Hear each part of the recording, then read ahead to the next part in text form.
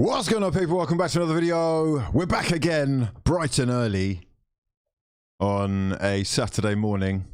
We're the only game today. Blimey, the whole world is going to be watching Arsenal at Villa Park for the big one, the Premier League final. Every game is a final from here on out. You're joining me live and exclusive, 11:30, bright and early. My sons, much love to everyone who's joining us. Hope you're doing well. Much love to your mothers, my sons. Let's have a look who we got in the building today. Before we get cracking, Dominic Galata. Sensational. Welcome to True Fraud Gang membership. My actual son. Much love for the support, bro. I appreciate you. Here's to you. Pablito. Jeez, how we doing, bro? Don't be a bunch of freeloaders. Hit the like button. Subscribe to the channel if you're new. Turn those bell notifications on as well so you never miss an upload. Let's have a look at the lineups because the teams are out and we do have breaking news for that ass. I'm not clean shaven. This is like a week's worth of hair. All right, we've gone from straight cleanliness of clean. Yeah, we're on the way. All right, the beard's coming back. Okay, my sons, as I say, let's have a look at the breaking news, which, oh, okay. What's this? We got blacks. There we go. Beautiful. Very much. We have breaking news for that ass. Here is the Arsenal tweet that just gone out 2 minutes ago. The team news from Villa Park. Bernd Leno starting in goal. Should I be worried about that? Aaron Ramsdale looks like he's picked up an injury. It's been a little minute since we saw Bernd Leno in action in the Prem. It's a big game as well. Emil Smith-Rowe is in for Martinelli. Now that is an interesting one. Is Martinelli just tired after the last time? Does Smith-Rowe need the momentum as Arteta was talking about? Or is Martinelli just actually knackered? I reckon he's got to be knackered after the last couple of games. He's been putting in 100%. Lacazette leading the line. I don't know why they're announcing that, like we've got anyone else who can lead the line, really. Pepe left on the bench again. What do we think about this, lads? How many games have we actually got left in the season? Let's have a look at the tableau. Le tableau. We have 11 games left. 10 after today. I don't know why, but I just presumed that Pepe was going to be used as we approach the run-in. Slightly more than he is being used anyway. That doesn't appear to be the case today anyway, with Mikel Arteta choosing to leave him on the bench again. We have Leno in goal. Cedric Suarez, who keeps Tomiyasu's place. Tomiyasu still not in the squad. Arteta did say it was a recurring injury, but this is obviously a problem now. Anyway, we've seen quite a bit of Cedric recently and he hasn't let the side down massively, so there's that. Ben White with Gabriel and Tierney, nothing new there. Thomas Partey and Xhaka in the middle, as per usual. Well, we've got Bukayo Saka on the right, Odegaard in the middle, probably Smith-Rowe on the left-hand side and Lacazette up top. The sub-bench, Okonkwo, the goalkeeper, Rob Holding, Nuno Tavares, Swanson, Lokonga, El Neni, Pepe, Amari Hutchinson again. Hopefully one day soon he gets a chance. He's been on the bench an awful lot recently. Very skillful, very exciting player. A lot of you will have seen him grow up on YouTube. I think the first time I saw him was in, what are they called? You know, the Swaztekers dons. F2. I think I saw him in an F2 video for the first time, before Arsenal had signed him, actually. Anyway, we have got Eddie and Nketiah there as well. Not the strongest bench, if we're honest. Attacking options looking like Nketiah, Pepe, and Hutchinson. Let me know your thoughts in the comments. Is that going to be enough for Arsenal? We'll have a look at the Villa side and see exactly what they're coming up against. We've got a goalkeeper, we've got a centre back, we've got a left back. Swanson is a right back. We got Lokonga and El Neni in the middle. We got Pepe on the right, Hutchinson maybe on the left, and Nketiah up top. So that is the side. Let's see what the Twitter sphere are saying. Aaron Ramsdale has got a hip injury, apparently. And Gabriel Martinelli's got an illness. Oh, shit. I just realised Martinelli's not even on the bench. Okay. Oh, dear. That's disappointing, if only because... Massive fan of Martinelli. He really looks like he's coming of age right now. Let's have a look at what Villa are tweeting and see if they've put out their side as of yet. I'm going to lie, Martinelli being absent is a big miss in my eyes, attacking-wise. Arsenal really are lacking. Mikel Arteta saying recently that he is going to be aiming for the title, to challenge. And to do that... Apparently, Arsenal are going to need to score between 90 and 100 goals. So, I heard that and I was instantly like, what? We're not going to do it then, are we? Because right now, I believe we have scored 43 goals. 43 goals with 10 games left. We're not making anywhere near 90 to 100 this time around. But let's say, for example... we do want to challenge, after 29, 30 games, you need to have scored around 70 goals. Between 58 and 75 goals. We're some way off the pace. And we're going to need real backing in the summer to get like a recognised goal scorer in, perhaps even two. There's been a lot of talk about keeping Alexandre Lacazette for another year. I'm going to be honest, I hope that doesn't happen, if only because I'm hoping that the club are brave enough to back the manager and to get reinforcements in. It's been 4.5 years since we signed a striker. We're due one now. I think it's about time.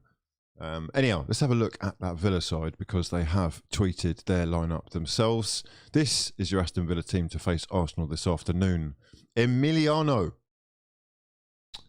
Martinez in goal, with Cash at right back, Konsa and Mings in the middle, and Ashley Young on the left.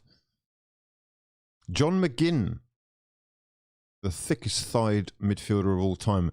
Douglas Luiz, who's been linked with Arsenal, actually. Ramsey, who has made a couple of appearances in my fantasy Premier League side. Buendia, Olivier Watkini and Felipe Coutinho. Subs. Olsen, Callum Chambers on the bench as well, as is Irog Bunam. I'm not going to lie, I hope I've pronounced that right. Oh God, I can see another one there that I'm worried about pronouncing already. We've got Sanson, the former Marseille man. We've got O'Reilly. We've got Chukwuemeka,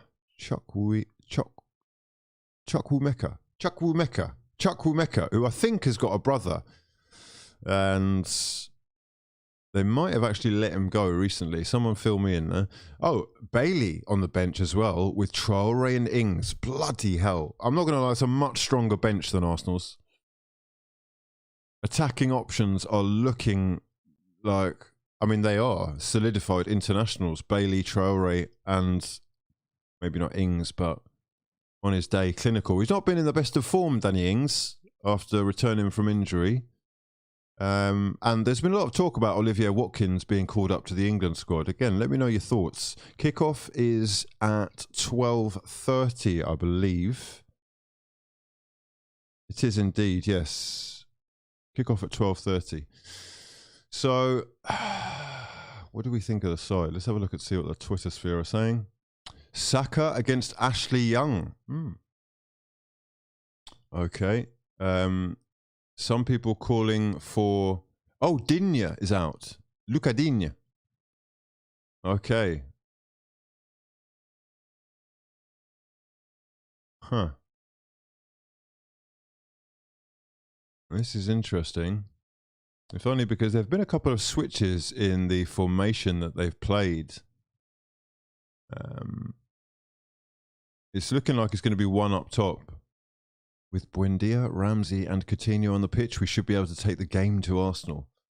Last time we played the Gunners, we gave them far too much respect. The Gunners, you're not playing the fans, are you? even though we'd beaten them 3 times on the spin. Let's show no fear today. Let's have a look at the head-to-heads between the two sides, and we can see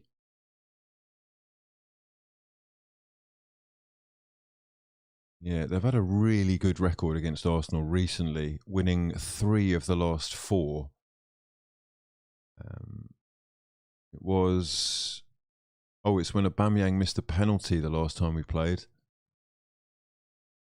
Let's just have a look at this. Thomas Partey scoring in the 23rd. Aubameyang and Smith Rowe with the goals. Oh, that's right. He missed the penalty and then got it. Okay, yep, I remember. Okay. I'd agree. They gave us too much respect that game. I wonder if it'll be the same today. It's a new look, Villa side. New energy. New faces everywhere. A new shape. A couple of new shapes I've seen them play. They look like they're going to be trusting Watkini up top, though, alone. Am I worried about the goalkeeping situation? Let's have a look at these comments. Bernd Leno's a decent keeper, lads. He's a decent keeper. He's probably better than people give him credit for anymore. Ramsdale really has stolen the show, though, of course. He's come along. He is clearly a leader. He's got the camaraderie between him and Ben White. Gabriel seems to have a thing. But we could really have worse keepers as options than Bernd Leno. He's been an understudy in the German national side before. He is completely out of favour, out of sorts. But yeah, it could be worse. And my issue with Arsenal right now, my worry today would be they're quite a mobile midfield. They can pack the midfield as well. They've got some fantastic crosses of the ball on the pitch. A couple of players who can read between the lines, see between the lines, and a couple of players who are really trying to prove a point. It's going to be a difficult game, this one, for Arsenal. And I'll tell you what, we're struggling to score goals. As I was saying before, we're going to need to double the goals scored if we're going to get anywhere near to challenging next or the season after. And where do those goals come from? Right now, I'm struggling to see any other goal scorers in the side that we haven't really tried out, apart from Pepe. And Pepe is completely out of favour. He clearly doesn't rate him. It's quite sad, actually, but I'm hearing a lot of talk about he could be sold at the end of the season. I don't know what your thoughts are, or what money you'd perhaps contemplate taking for Nicola, but he has had his uses. Perhaps today is going to be one of those days where he comes alive or is even given the opportunity. Let's just have a look at this blurb here. A 2-1 defeat against West Ham United last time out ended Aston Villa's 3-match winning run. Let's have a look at this. Villa have lost 2 of their last 5 against Watford, which was at home. They've then beaten Brighton, Southampton and Leeds, all without conceding a single goal. And then they've gone 2-1 down to West Ham. Okay, Serdal says, if Villa press high, we might get effed from that because our midfield can't carry the ball. We might have to go more direct. I've got Lewis Bowden, who says Ramsdale's leadership is so valuable. Leno is good, but he's no boss, in my opinion. Oh, we've got another blank screen going on here. What's going on? What's going on, people? There we go. Okay, who else have we got? We've got Anas, who says Leno is the second best keeper. Oh, no, he's the best second keeper in the league. Bit of dyslexia coming out there. Coutinho is bigger than Arsenal, says Rain. I don't know about that, mate. Tom says, if people are panicking about Leno, just wait for the American Don to arrive. Darren, who's the American Don? Oh, yes. Yes, that's going to be interesting, isn't it? That's definitely a downgrade, really, isn't it? Leno is going to be much better than that guy. What's his name again? It's not Aston Trusty. It's the other one. I actually don't know. I can't remember his name. New England Revolution goalkeeper. Matty, what's his name? I can't remember his name. Bloody hell. What was it?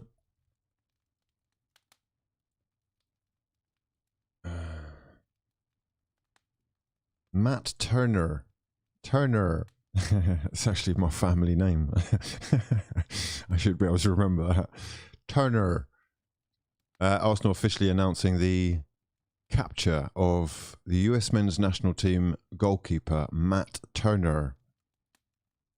Am I worried about this?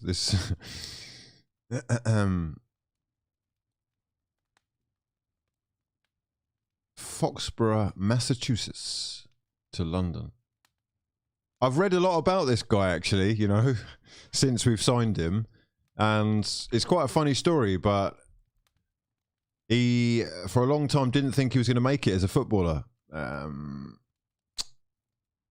You know, he is, I guess, stuck at it, and persistence has paid off, and he's been rewarded with a summer move to join Arsenal from the New England Revolution. What is he going to add to the side? Is he going to strengthen the side? Does he give us better options? Does this improve the squad? I mean, I don't think it does, if I'm honest. It strikes me as a bit of a marketing signing. But then we have got a very good keeper on the bench right now in Bernd Leno. Probably too good to sit on the bench, if we're honest. He could start for a Premier League team, you know. Darren van der Walt, what a name, says... Oh, he doesn't say anything. He just says, welcome to True Fraud Gang membership. My son, I appreciate you. And Luke Nelson Neal, a True Fraud Gang member for 5 months. There's your FA Cup, my son. Love the content. Keep it up, bro. Appreciate you. Houston Turnertown. What? Is he a head turner? Boom, boom. Yeah? Where do you get Wizzy from Turner? Oh, no, Turner is like my family name, as in it's my mum's family name. Yeah, Wizzy comes from Wilson. That's my surname. There you go. Now you know something you didn't. All right. And Hugh is my middle name, so it's actually my name, really. Do you know what I mean? Niall has got £160 riding on the arse, mate. I don't know about that. That's a lot of money. Nigel Franklin says, I'd rather have Jay Leno. Is that not the American comedian? It is. Jay Leno. You must have Jay Leno in goal. Mate, what? Bernd Leno is being massively disrespected here by the fans. They're calling for comedians. Stuart Nicholson, you are the sexiest Stuart I know. Oh, mate. Welcome to True Fraud Gang membership. Security questions confirmed. No, bro, I'm not that thick. Fuck it out. No, Turner isn't my name. It's not my name. It's a family name. Can we just get over that? It's just I'm related to the artist Turner, okay? A distant relative, but we're up in the Tate, yeah? If you want to see the fam, just pop along to the UK's finest art establishment, all right? What have you watched? Oh, have you watched the Rooney documentary, and what did you think of it? I haven't, but I will.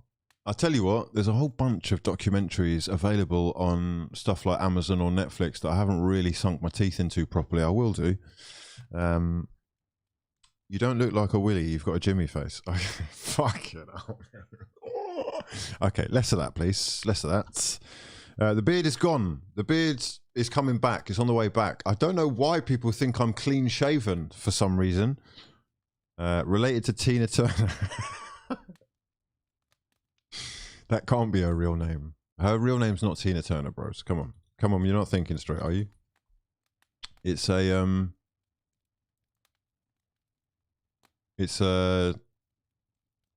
yeah, her name is Anna May Bullock. And you can't be Mrs. Bullock if you're going to be a superstar. Oh, wait, can you? Sandra Bullock. Oh, you can. You can win all the Oscars. Okay, maybe Sandra Bullock was taken already. So she had to switch that one up. No, she's 82, so it would have been her that had it first. Wait, is Sandra Bullock less than 82? Should we just confirm? She's got to be less than 82, surely. She's 57. She's 57. She's looking good for 57, my God. Born Sandra Annette Bullock. Okay, so that is actually her name. Wow, it's a rarity. Yeah, Tina Turner. I'm not related to Tina Turner, bros. She's a Bullock. You know what I mean? Incredible. What are we doing? Where have we gone? We're going left field. She's named after the arse whooper Ike Turner. Oh, that's so true. She was getting beaten up, wasn't she, by a guy called Ike? Ike? What kind of name is that? Is that his name? Ike Turner. We're not promoting wife batterers, if I'm honest. Oh, that is actually his name as well. So yeah, he's probably given her the name. Ah, fraudulent, mate. Take your name back. Tina Bullock. Tina Bullock wins. She must be less than 82. No, she isn't. Oh, Sandra Bullock. Oh, the picture's from 10 years ago. That's cheeky, isn't it? She's 57 until she's 82. Oh, good God.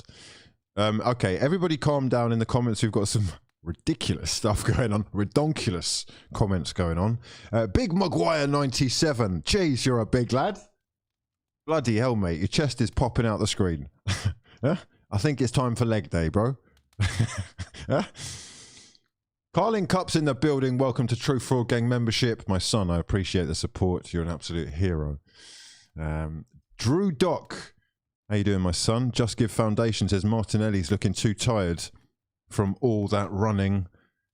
Dan doesn't know what he started watching. You've joined us at a sort of mad moment. I don't know how we've got onto that, but in the meantime, between time, much appreciated for all the people that are in the comments. Good God. Hugh Turner. No, can we not do that? Arsenal need a striker with the name Ike. Hard as nails. Okay. I see what you're doing. And Braden says, Hugh, I'm just... Oh. Wait, what? No, are you kidding? Okay. Hugh, I'm just looking out for you. Please get rid of that booger. Okay. I wasn't aware that there was a booger riding solo. But I appreciate you. What we'll do is we'll go and get a tissue. Just bear with me a second. I'm buying the bait. I don't know whether you're being serious or not, but I'm buying it. I can't see my nostrils. So.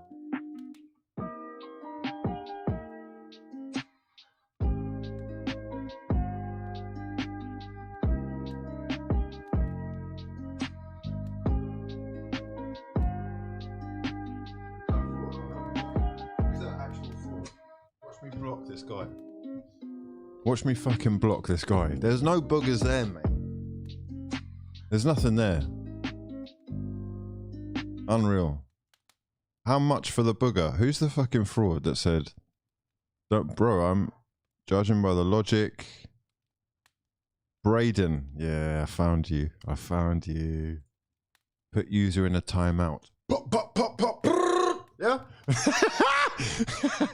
Okay then. What have we got here then? The most successful sides in English football. People are sending me stuff on social media. If you do want to get involved, twitter.com / Hugh Wizzy. What's this? Okay, the most successful. So let's switch the camera so that we can see the whole screen.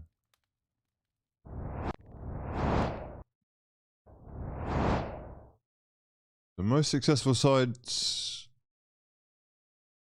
league titles, 2 main cups, Euro trophies. Okay, biggest clubs in the country. Let's have a look, shall we? That's so interesting. Nottingham Forest are still massive. Blackburn. Underrated. Villa are bigger than Spurs. Confirmed. 100%. European Cup. 7 FA Cups. 5 League Cups. Jeez. Arsenal, obviously the most decorated FA Cup team in the country. We own that one, yeah. Not bad with the titles as well, you know. Not bad. We're the 3rd biggest. Chelsea, mate. Wow, all that money and you've only got 6 league titles. Wow, incredible. I'm pretty sure 5 of those are... Hold on a second. Hold on a second. How many has Roman Abramovich won? How many has Roman won since coming to the club?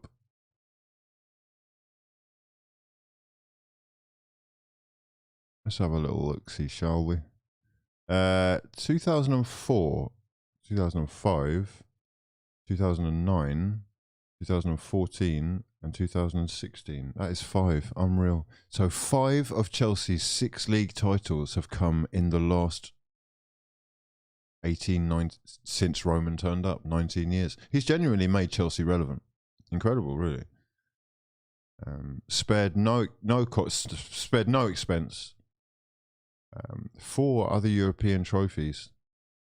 2 Champions Leagues.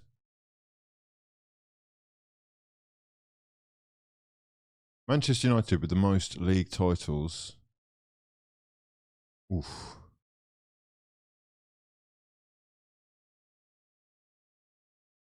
Wow, 6 European Cups, man. Fuck. I've started to... I think I'm going to die without Arsenal winning the European Cup. Or either that, which would be worse, I reckon it won't exist.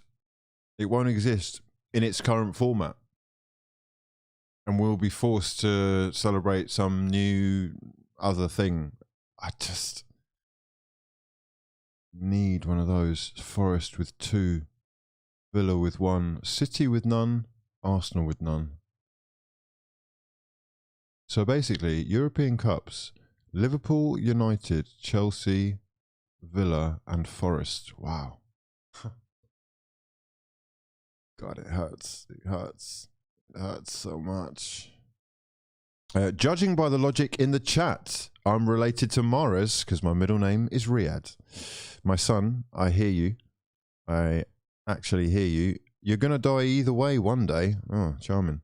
I mean, yes, indeed. Right, what have we got next? If you've got any good stuff you do want to send me, twitter.com. Twitter.com/. Stop doing that. Hugh Wizzy.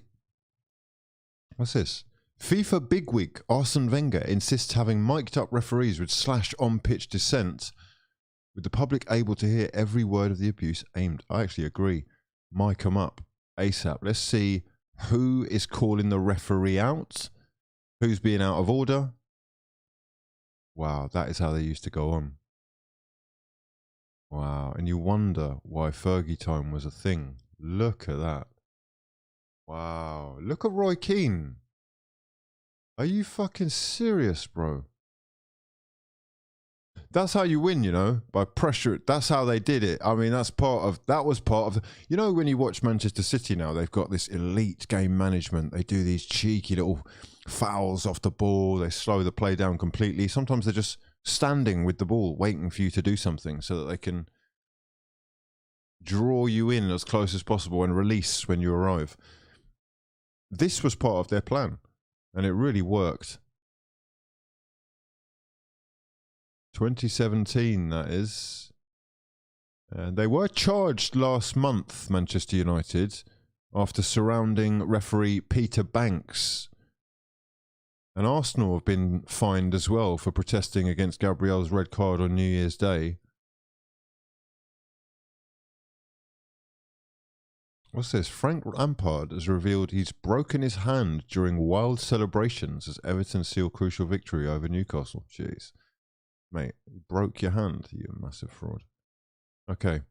We have about 29 minutes until kickoff, lads. Who's excited? Big, big game today. It is prediction time. Let me know your thoughts in the comments. We've looked at the lineups. Let's get them both on the screen.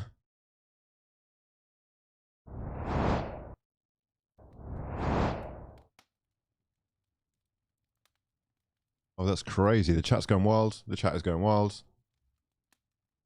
Okay, there we go.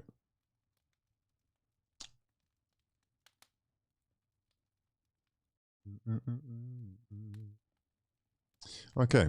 Martinez, Young, Mings, Konsa, Cash, McGinn, Louise, Ramsey, with Coutinho, Watkins, and Buendia. Arsenal with Saka, Lacazette, Smith Rowe, Xhaka, Partey, Odegaard, Kieran Tierney, and Gabriel White, Suarez, and Leno. Okay. Let's give...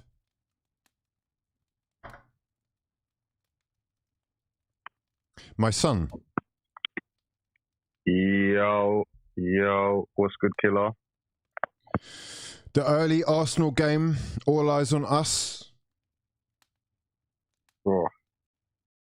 Are you ready? Oh. Are you ready? I'm ready, but I'm not sure Arsenal... I'm not liking this Martinelli out of the lineup and Ramsdale. Bernd Leno starts. When was the last time Bernd Leno actually started a game? Wow, incredible. Probably in the cup, back when we got knocked out the cup or something. It was in the cup, and I think he even got dropped for the one against Liverpool. Oh, he played against Nottingham Forest when we lost 1-0 in the cup. Yeah. And yeah, he played against Liverpool as well, doesn't he? Yeah. So he's basically become the cup keeper, and we're not in the cups anymore, so he's irrelevant. Ramsdale looks like he's picked up an illness, though. An injury or an illness. Which one is it? Do we know? I think it's a hip injury. Oh, a hip injury. Oh, bloody hell. Wow. Tomiyasu's still out as well, so Cedric Suarez starts again. Yeah, Cedric's been really good, He has actually impressed me. I was worried about that, but he's actually really impressed me. I think Tomiyasu being out for so long is a bit worrying, to be honest. It's a bit worrying. Like, it's been a while now. Yeah. He said in the press conference it was a recurring injury, so they're trying to tread carefully with him, but he's not in the squad. Martinelli's not in the squad either. I thought he'd be on the bench, but apparently he's got an illness.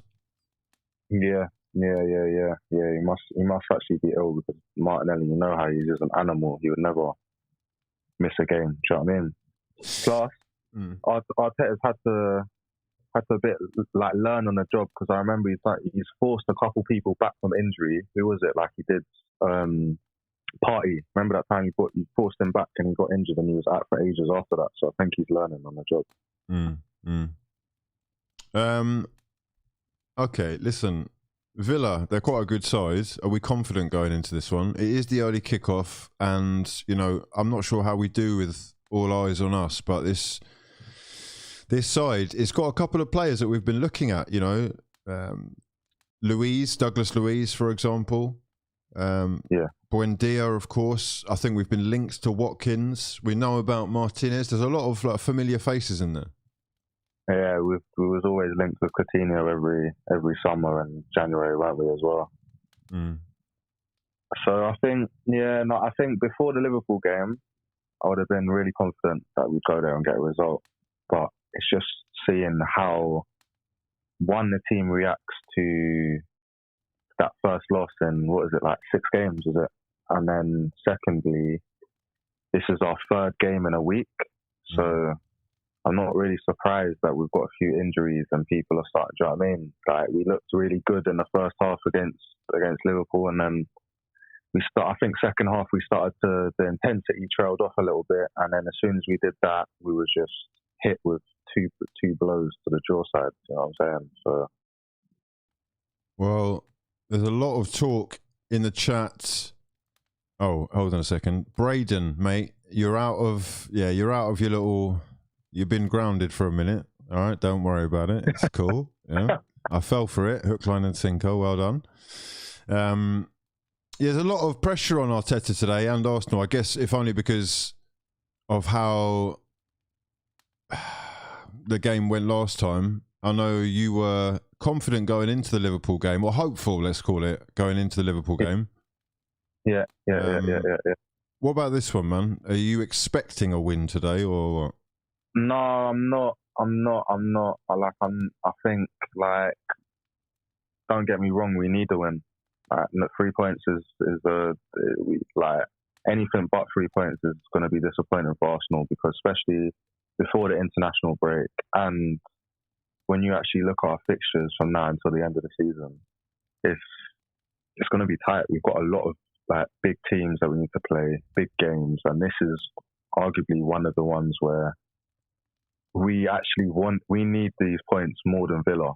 Do you know what I'm saying? Villa are quietly pushing their project forwards and they're getting some good results, and I think they're a really good team, and they've made some good acquisitions, and some of their young players that are coming through are really good as well. But let's be honest, we need these 3 points more, and we should want it more than them, and that should give us the result.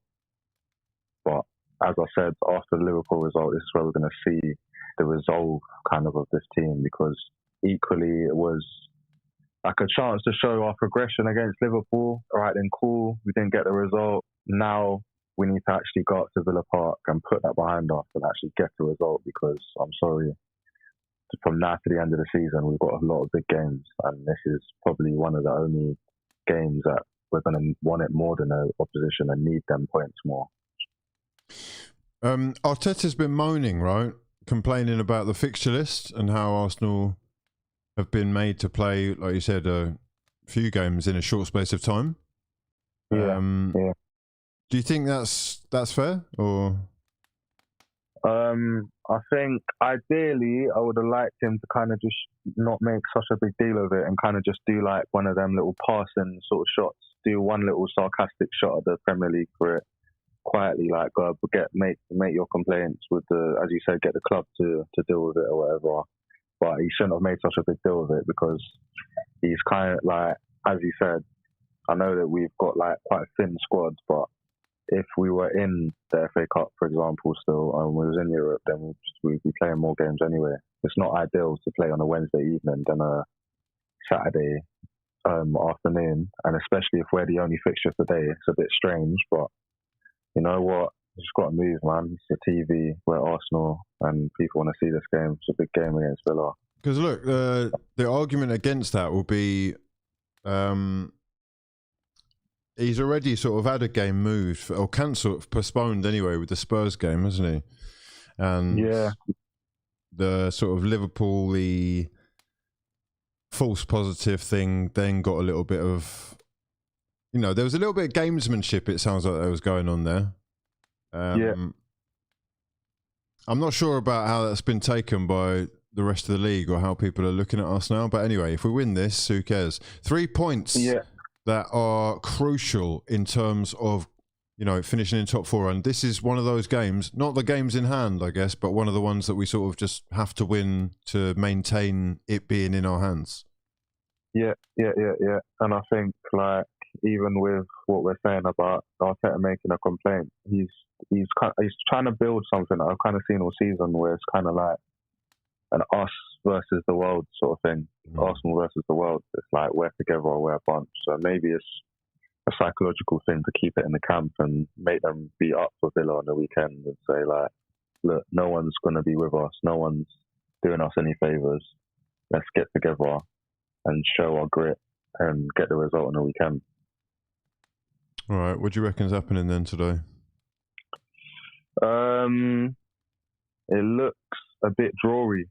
Oh, really? It looks a bit drawy when you actually think about it, but hopefully we can get the win. I think we're gonna need something like it. We might need a Pepe off the bench to come on and make some magic or something like that, because it could be, I could see it either being like a 2-2 or a 3-3, or being really tight at 1-0 or 0-0. Do you know what I mean? Deadlock.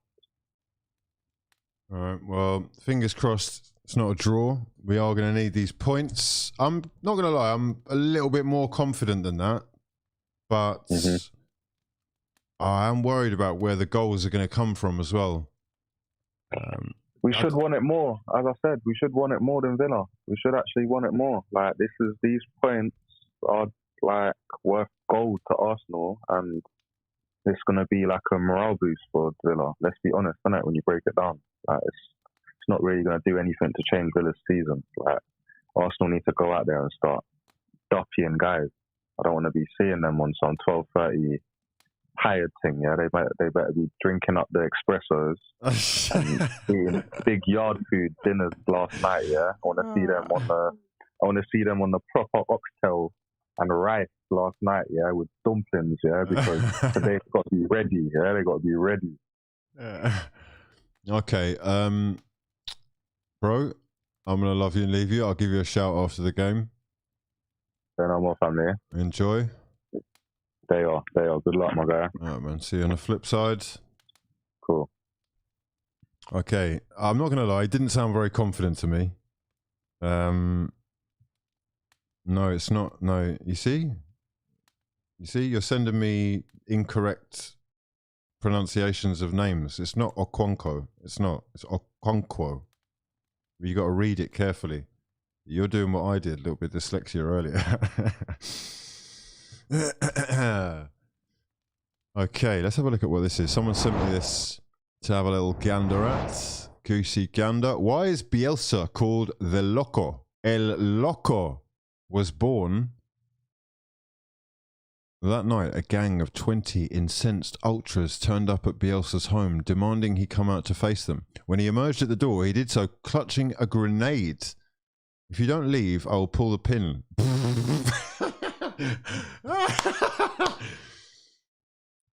It was this incident that popularized the nickname for Bielsa, El Loco. Wow. I guess, yeah, don't turn up on my fucking door, you nutcases. What are you doing? Huh? Okay, thanks for that. That was good. Who's that? Scott Turner. Scott Turner. Hey, Scott Turner. My son from another, what, you're Norwegian, are we? Or is that just, you're an Odegaard fan? Scott Turner. You know, you're not sounding Norwegian, bro. Football obsessed, grew up on Arsenal. What? You're 19. I guess you did grow up on Arsenal, sort of, yeah. Pure Barclays. Yeah, last night was dramatic, to say the least, wasn't it? He's getting a bit gassed, though. Jesse Marsh. Yeah? Relax a little bit. You were getting battered before they went down to 10 men. Turner. Hold on. No, don't do that. You see, you're trying it. No, you're... No, I don't know what you're doing, but that's not the Nigerian pronunciation either. Have a look at how his name's spelt. There's no W after the K. Cheers. People are trying to give me fucking pronunciation lessons when I can read. Okay? It's Okonkwo. Okonkwo. Ok-onk-wo. Alright? Hey, bop. Yeah? Don't test the fucking fraud, father. Sit in the cheap seats and please be quiet. Cheers. Okay. Mad, I'm talking to my mum like that. Relax. Everybody, relax. Your baby bro, Hugh the Booger Turner. What? No, there's no boogers. No, I'm not making fun of the Americans, but he needs to just relax a little bit. I appreciate he's very gassed. First win. Yeah, you know, but I'm going to need to see it when you've got 10 against or 11 against 11. Right. That is a fraudulent bench, says Blue Pill. Blue Pill Cuck. Wow, incredible. Oh, we've got... No, wait. Bro, is that you saying Kokonko? Is that you? I think that's you, bro. How are you on YouTube, bro? How are you on YouTube from Russia? I thought YouTube was banned. It's pronounced Chuku Chukuemeka. Chukuemeka. Chukwuemeka. Okay. Yeah, loving that. Original bass Annie. Thank you, bro. Chukwuemeka. Yes, my son. Okay, right. A little bit of practice makes perfect. Wait, what? I know. That is the way you pronounce it in Nigerian. I'll spell it as it would. What? No. Ok. Onk. Whoa.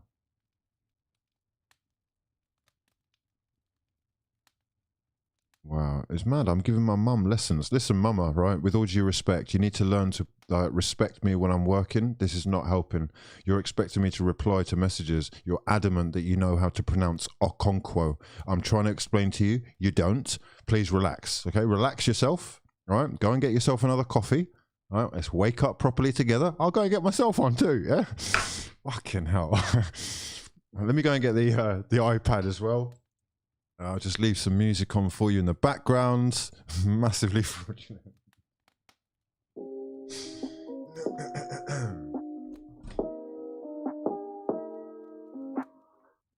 Yeah, let me just get a coffee and we are ready to get... What's this? Hugh, don't let your Nigerian heritage get tested. Oh my God. We're about 12 or 13 minutes away from kickoff. Everybody relax. Hugh, your mum is Peng. There you go, Crispo. There you go, mama. Crispo thinks you're Peng, all right? Relax, bro, yeah? Have a little bit of respect, please. Fuck's sake. Oh, Aaron Ramsdale has just tweeted. Yes, kickoff is at 12:30, lads. Everybody relax. Don't worry, you're not missing out. Don't worry, I'm not going to miss the game. I'm trying to pronounce Okonkwo. Aaron Ramsdale tweeting, different view today. Nothing but love and support to my team. He is out there already, ready to go.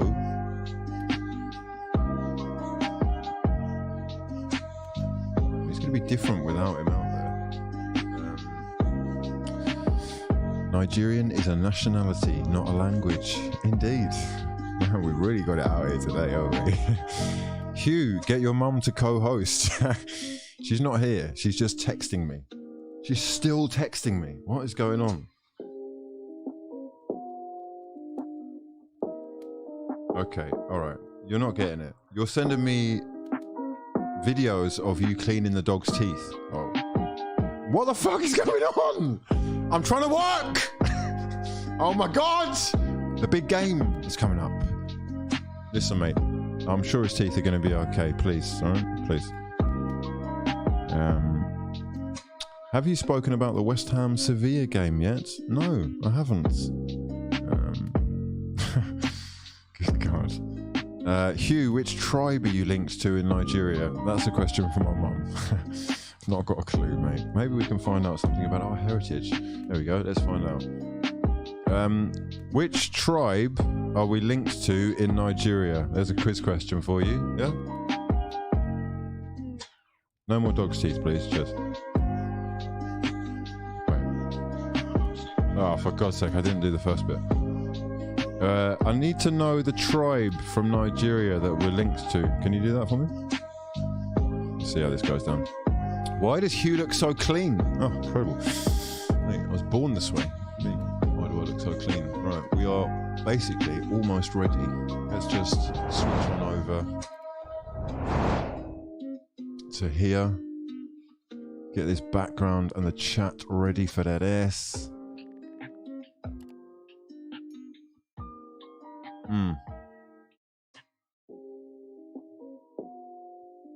Okay, I'm going to get myself a coffee. Bear with me a second. Oh. The tribe is Yoruba. There you go. The first tribe.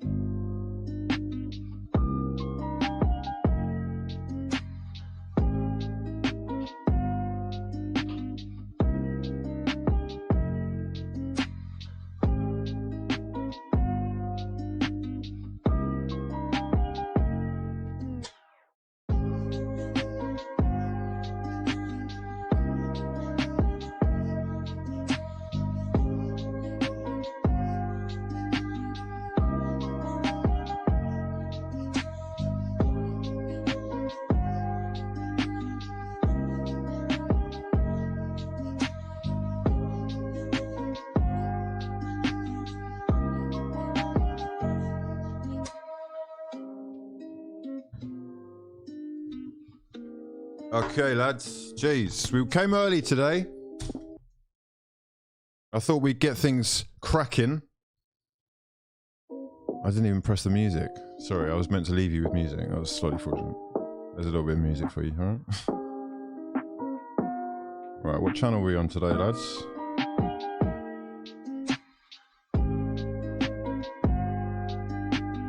Jeez, the big one. Sit up. The only game today as well. I'm from that tribe. Randy, bro. Randy. You need to learn to hunt before being associated with that tribe, bro. That's what you don't know about me. I'm a huntsman. Yeah? I'm a natural born killer. I have been hunting before. I'm probably not going to go back because I like animals a little bit more than I did then. But I have been.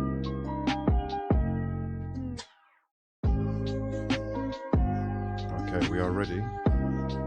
Beautiful. Let's line everything up.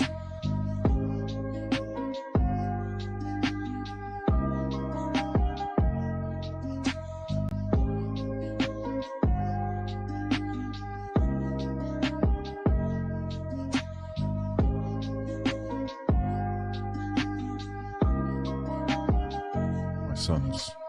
Okay. Right, we're back. We're ready. Let me just test the volume on this. Everything's set up. We're good to go. Much love to everyone for joining us. A toast to you. Hopefully this is the beginning of a good weekend for everybody, especially Arsenal fans. If you do want to line your stream up, there'll be a time code appearing. Where's that going to appear? It's going to be, yeah, right there. Beautiful. Okay, we're ready to go. Jeez. Oh, let me just get the comments up as well, so that I can see that ass.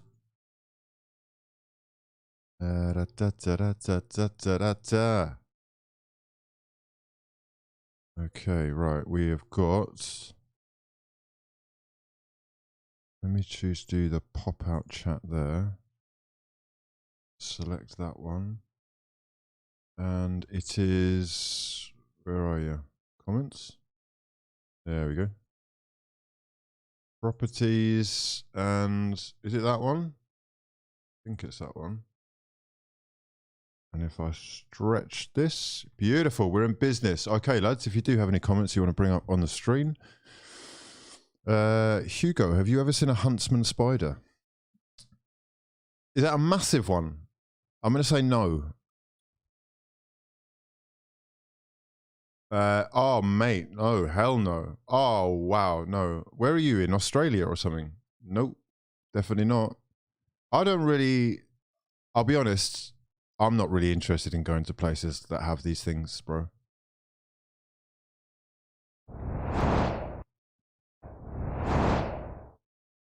What? Who's, like, no, we don't have that kind of thing here, bro. The most... Like, the biggest thing we've got in England compared to that is about a third of the size, maybe a fifth of the size. So, no, definitely not. Never going to happen. Goodbye. Okay.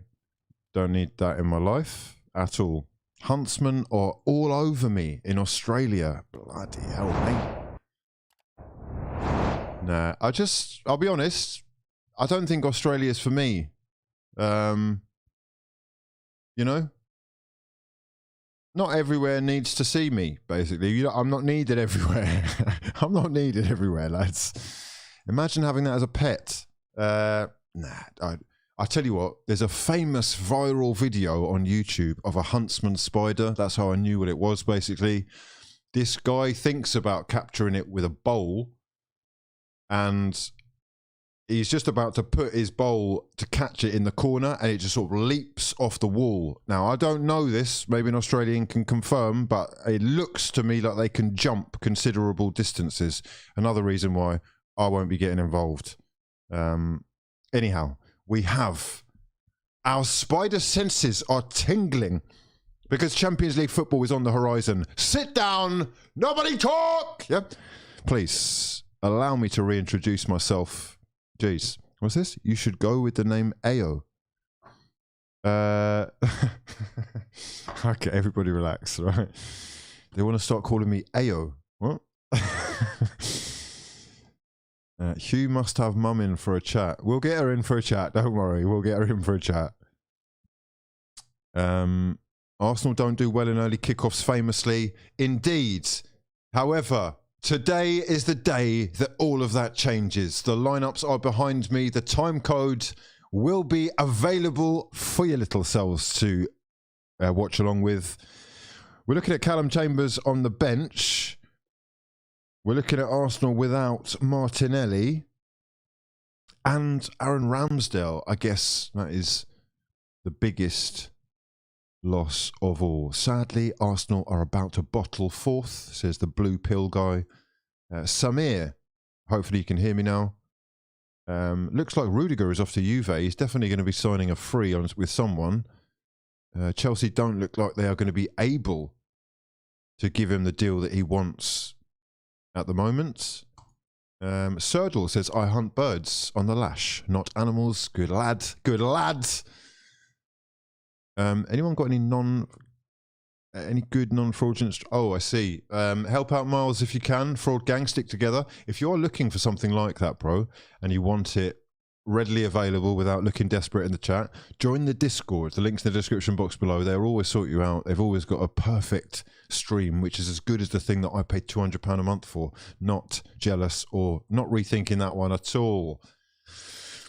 Aaron Avdiugin. Aaron Avdiugin, my son, AA. He's back in the building and he says they can jump and run uber fast. Oh, he's talking about that. Huntsman, great for bug control. Are you kidding me? So you're actually considering taking one of those in just to control the bugs? What how big are the bugs? Bloody hell. I don't know. Do they bite humans? If they bite humans, it's just not worth it. Get a fly swatter or some insect repellent. There's Okonkwo in the background. Arsenal's reserve keeper. The beard was fake. No, the beard wasn't fake. There you go. There you go. Someone promote this scouse lad. Someone promote him immediately. Pablito, whoever it is, level him up, right? Finally, some fucking appreciation for the speed of growth. Finally! Good God! 1 week, bro, from clean shaven. Listen, by the time the podcast comes around, I will have more facial hair than all of the other 3 hosts combined. And they haven't shaved for over 3 years. Okay? This is the moment we've all been waiting for, though. Kickoff is about to happen. We are currently about to do the taking of the knee thing, and then we kick off. Aston Villa against Arsenal at Villa Park, with Coutinho and Douglas Luiz stood over the ball, ready to kick things off for us. And we are underway. 1 second on the clock. Let's go, lads. Aston Villa going from right to left and wearing their custom home shit. Fucking hard. Don't clip me up. Don't clip me up, please. Wearing their custom claret home kit. Arsenal wearing their away yellow strip. Fucking hell. Going from left to right and immediately in possession of the ball, bringing things under control. We are elite hair dons in this family. Oh, God.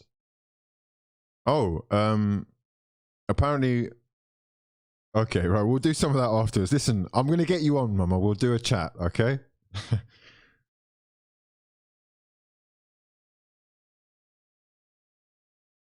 Okay, fantastic. Okay. Love to see it. Beautiful. Okay, Aston Villa going from the back with Emi Martinez. They're going to play it to Konsa, who has been, I reckon he's been very impressive, actually, Konsa.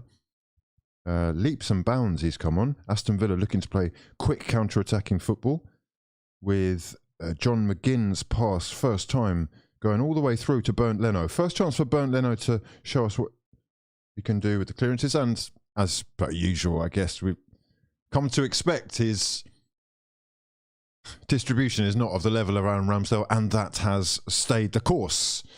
Lots of clearing this way and that so far. No one really getting control of the game. Only a couple of minutes on the clock, but it is Arsenal making moves in midfield with Thomas Partey. The Dons. Come on, the Dons. This is a big fucking game, lads. If we win this, we've got one foot in the Champos. Yeah? Champions! Everybody stay calm. Cedric Suarez linking up with Martin Odegaard. A little bit of a hospital pass there from Cedric. I know people have said that he's not been bad. I do think he was actually at fault for 2 of the goals that we conceded, but, you know, maybe that's just me. Maybe that's a little bit harsh as well. Let me know your thoughts. Has he actually been pretty decent? Lovely ball from Thomas Partey looking for Saka. Saka's taken a long touch. It's fallen to Odegaard. You should have shot. Smith Rowe has just shot over. I tell you what, lads, openings appearing early doors with a beautiful pass sprayed cross field from Thomas Partey. Little bit of curl on it. Just kept it holding the line and bent it round the Ashley Young it is at left back, and Saka's first touch put him into miles of space. He cut it back to Odegaard, who probably had a first-time shot available, but did the little Ozil type thing, laid it up for Smith Rowe, whose shot was high and wide. Great start. Who's this? Bro, love for getting involved. Dylan CD says, depending how big huntsmans are, they can go for bugs to rats to possums. Huh? Oh no, it's making me, I don't know, bro. I don't know. I don't know about all that. I don't know about all that. I don't want to talk about that when I'm on my own, bro. I'm not being funny, but I don't know if people remember. I did a Twitch stream a while ago where something moved in the back behind me when I was on my own. I'm not into it. You know, I'm fine with it, but please. I've seen a possum. I lived in New York. I was walking to the shop at about 2 in the morning and I saw these 2 red eyes from under a car looking at me. I thought, wow, what's that? Never seen that before. I saw this really cute looking thing.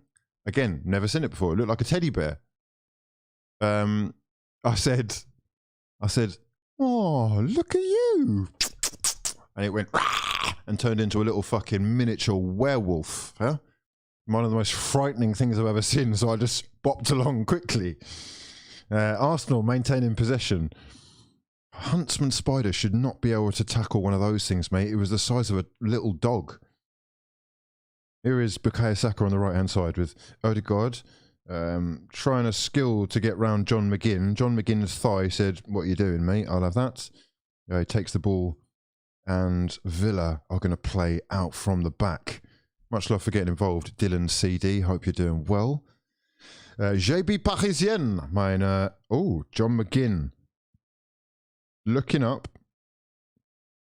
Going square to Ramsey. Ramsey just dithering on the ball there. Lacazette doing very well. Lacazette, though, caught dithering himself, and McGinn wins the ball back. Lacazette has fallen over, folded into a heap onto the floor, pretending that he's actually injured, realises he's not going to get a free kick and gets back up.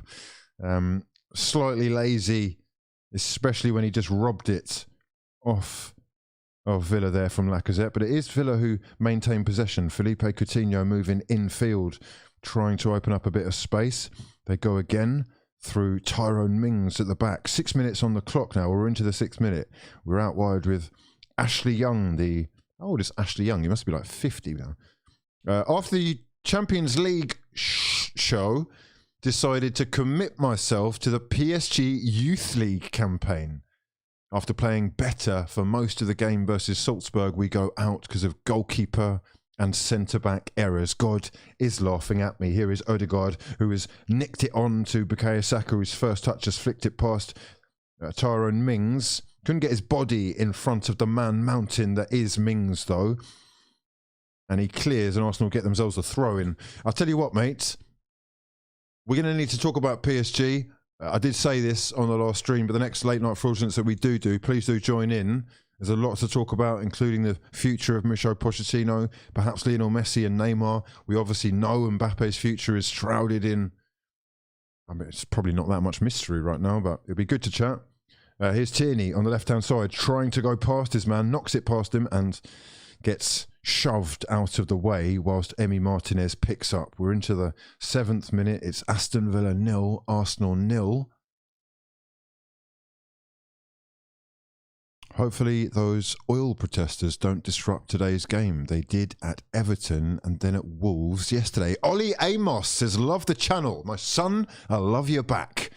I think Ramsdale has a hip injury. He does indeed. We've got Bernd Leno starting out there today. Christian Hoover has realised that we are potentially screwed from corner kicks. Maybe they haven't realised this, but Arsenal have made a huge improvement from set pieces, especially since the inclusion of Aaron Ramsdale. Cedric bringing down Ashley Young there. Very, very dangerous challenge. Here's Watkins. He lays it back to Ashley Young. Ashley Young doing a little 1-2 with Buendia. And yeah, could see Cedric, sorry, he's just trying to cover, basically.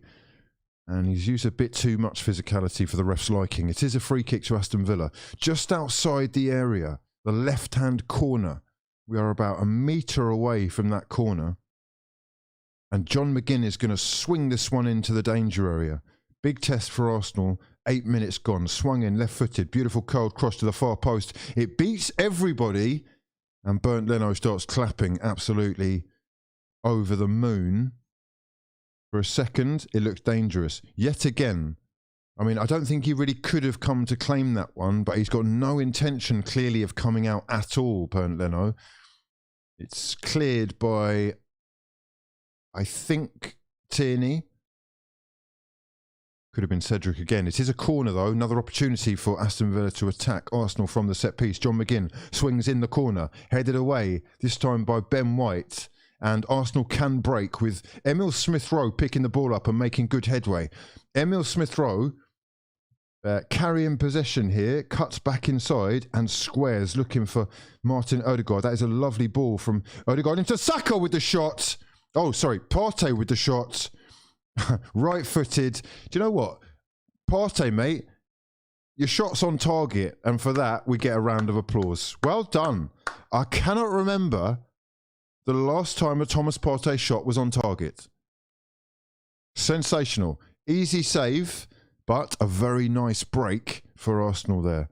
They do look dangerous on the counter. Very good carrying with Emil Smith-Rowe. We're paying a little bit of tribute around the ground now to Andy Lockhead, who has passed away recently. I'm just going to look up who he is.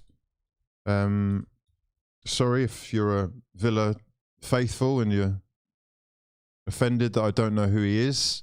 He is a fearless Scot, it says here, who played... All right, we've just forced a good save out of Emi Martinez before I start paying tribute. I just want to cover that. Emi Martinez diving down low to his left after Saka swung the cross in and it actually came off Ramsey. It's a very good save, that. He's just got anything on it, Ramsey. It might actually be Konsa. It's cleared anyway. Burnley and Villa legend, who scored 128 goals for Burnley and 44 goals for Aston Villa.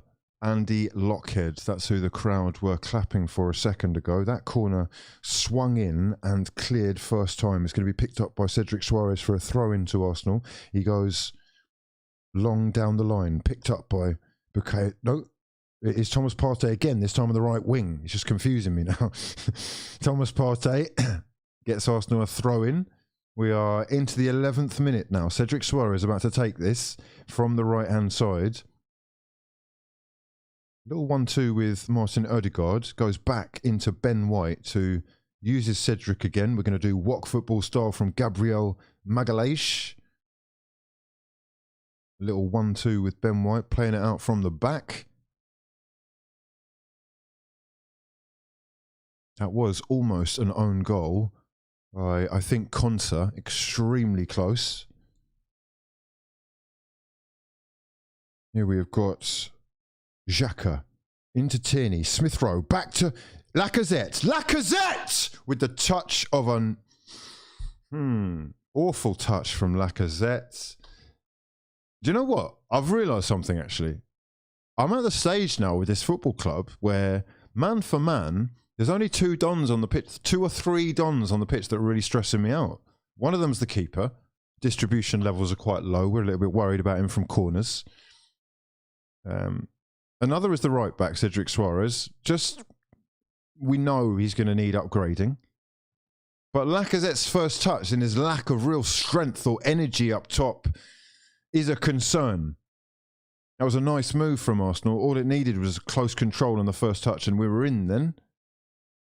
Don't want to make a meal out of it though, but we move. That is obviously where Arsenal need to improve. Tierney goes down the line and finds Smith Rowe again. Smith Rowe back in the side and looking like he is fully up for it. Thomas Partey goes out wide to Kieran Tierney. Tierney is going to try and beat Matty Cash. Cash has blocked that very well and managed to clear for a throw-in instead of conceding the corner. 13th minute. AirPod Albert and Mikel Arteta on the sidelines debating which switch they're going to make tactically, or just mulling over how things are going so far.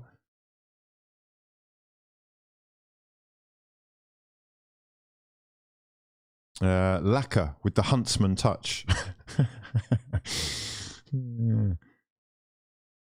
Isn't appreciated enough. Yes, I mean, God. I think people will just appreciate when we actually have a striker. He's not a striker anymore, lads. He's accepted in his head he's not a striker. I'm not seeing him shoot. Perhaps today will be the day when he rediscovers his shooting boots. Here is Granit Xhaka playing it out. First time to Kieran Tierney. Back into Xhaka, and Partey is in support.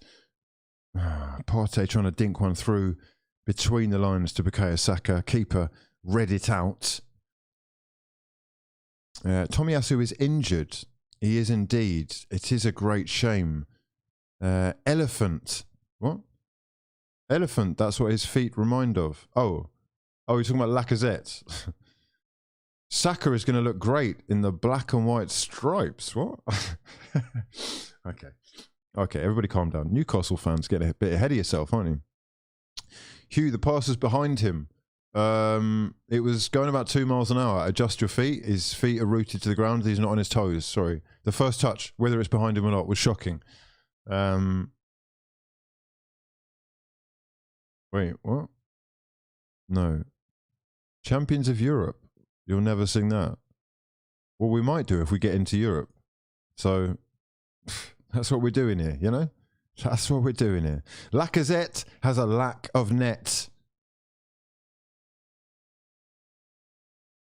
Oh my God. Ramsey's just got himself a yellow card for a foul on Smith Rowe, and that is, yeah, fully deserved. Nowhere near the ball. He's just cleanly taken him out. Quarter of an hour gone. That is his 5th booking of the season, Jacob Ramsey. Smith Rowe's socks are so low. Sometimes I just think you are definitely going to get kicked in your shin. Those shin pads are not covering your shins, bro. I know it's fashion and all that, but they're not covering your shins at all. Here is Saka on the right-hand side trying to take a man on. Cuts inside of Ashley Young, but stopped by John McGinn. Arsenal get themselves a throw-in. Cedric Soares is going to take it. Saka's body language isn't great at the moment. Slightly frustrated figure he's cutting. Not sure exactly what's going on there. Odegaard trying to make some space for him. Saka trying to get in behind there, but it is going to be cleared by Aston Villa, and as far as Ollie Watkins as well. Here's Felipe Coutinho on the left-hand side. A little bit of trickery trying to get himself out of a tight space. He's done very well to beat 2 men, and Villa maintain possession. Here is Douglas Luiz to Konsa. Out wide to Matty Cash. Ramsey is going to go back, and they will maintain possession. Ramsey is good, but that is a rookie yellow, indeed. Building process. What's this? To a fraud? What are you talking about? Building process. All over the top. Looking for Buendia is definitely going to be offside. It is, and it's called so. 17 minutes on the clock. It's Aston Villa 0, Arsenal 0. Let me know your thoughts so far. Anything that you change. We're the only team in London with a European Cup. What are you, a Chelsea fan? Afra, are you a Chelsea fan? I mean, Arsenal have won. What have we won? We've won the Cup Winners' Cup. Some of you are too young even to know what that is, so we won't talk about that too much. What was it called before? There was the Cup Winners' Cup, and then there was also this sort of other one. It's like not real Europe. It was called the... Was it the Intertoto Cup? Have I just made that up? Intertoto. Yeah. What? The Intertoto Cup. Originally called the International Football Cup. Is this really Europe?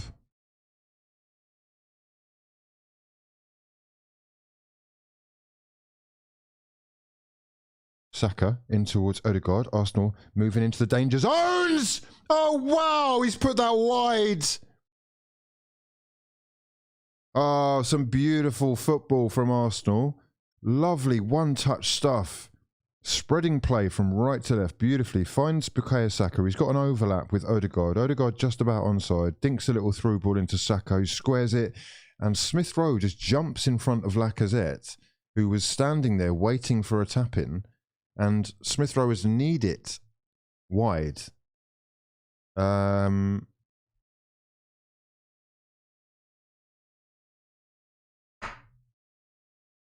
That was really fraudulent from Smith Rowe there. Looking a little bit too keen. Again, Lacazette, have you noticed? He's stuck in the mud quite a lot. Unable to get his feet out from under him. All he had to do was stick out a leg and poke that home, and it wouldn't have mattered that Odegaard was running in. But...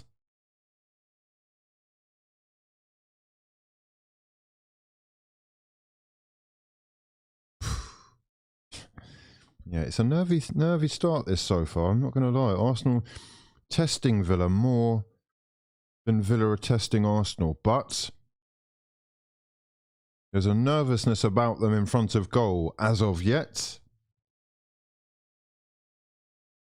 Villa more than happy to patiently pass it around the back between Martinez, Cash, Buendia coming back to get involved, Ramsey coming back. Everything going through Emi Martinez right now. Villa determined to try and keep hold of the ball for a second. Here is Ashley Young, who's tripped over the ball and has lost possession to Bukayo Saka, who... Nah, that's nonsense, bro. That's an Arsenal throw-in. Absolute nonsense. Ashley Young falling over the ball. He's not having the best time out there just yet. All the Aston Villa players are wearing the black armbands for... to pay their respects.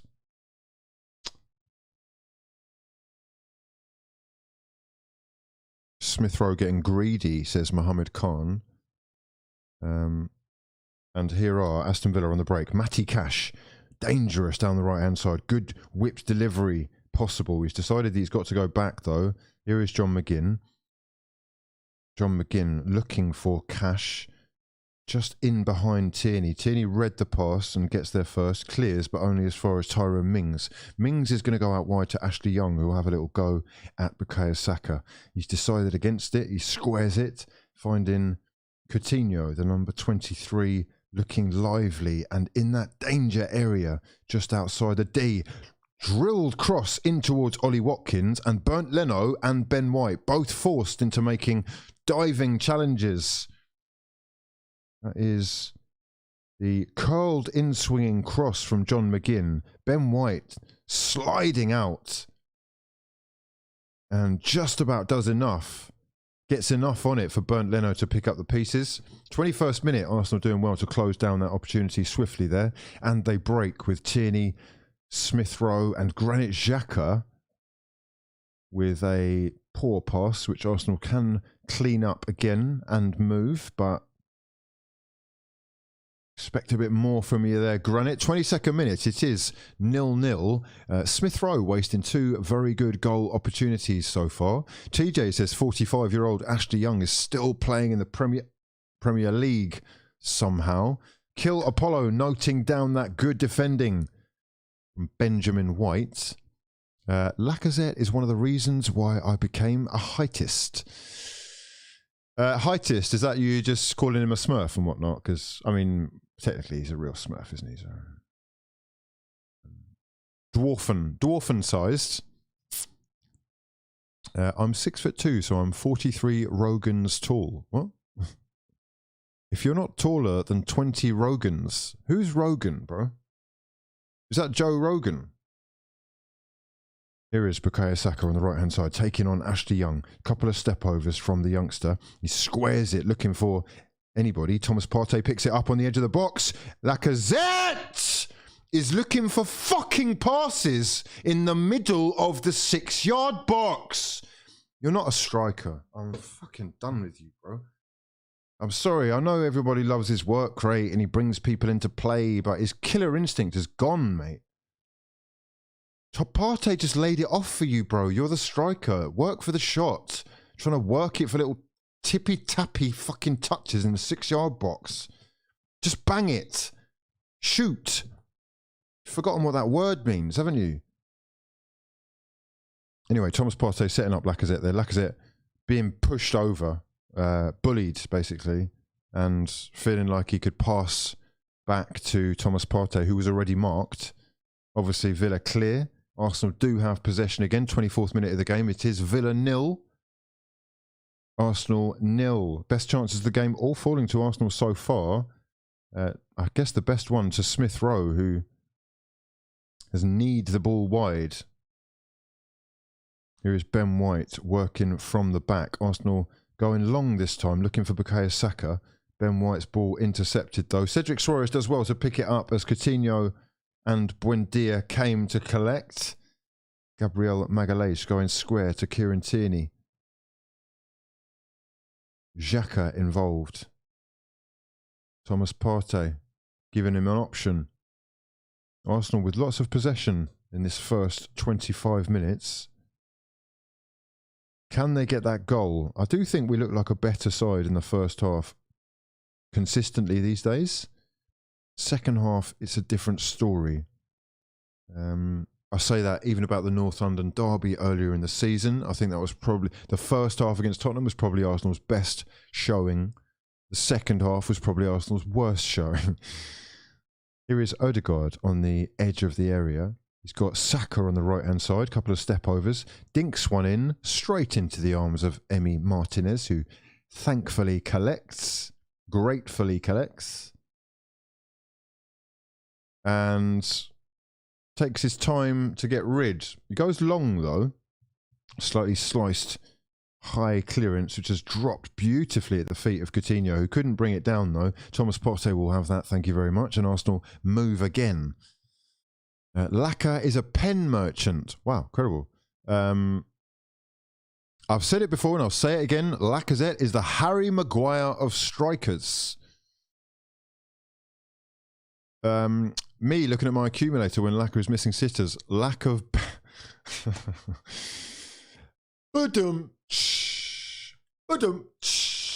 Badum. Okay. Put Lord Bentler on. On to win a grand in my FPL league. Come on, Tierney and Saka. I want to win the lottery, says John Harvey. Let me tell you something about the lottery, bro. It's very unlikely that you're going to win. In fact, you're probably better off investing your pound every week than you are gambling on the lottery, where you have I think it's a 1 in 41 million chance of winning. The likelihood of which is so small, so infinitesimal, minuscule, that you could buy the same numbers every week for 200,000 years and not win the jackpot. These are facts. Alex Game says, I don't get notifications when you go live. Right. What you need to do then is go into your YouTube thing, go onto the channel, turn off the bell notifications, turn them on. Yeah. And then there is also another setting that you can change that will give you an option to turn notifications on. Here's Ollie Watkins running at Arsenal for one of the first times this afternoon. Cedric Suarez doing the Lord's work and having to clear for a corner. But Watkins is a threat.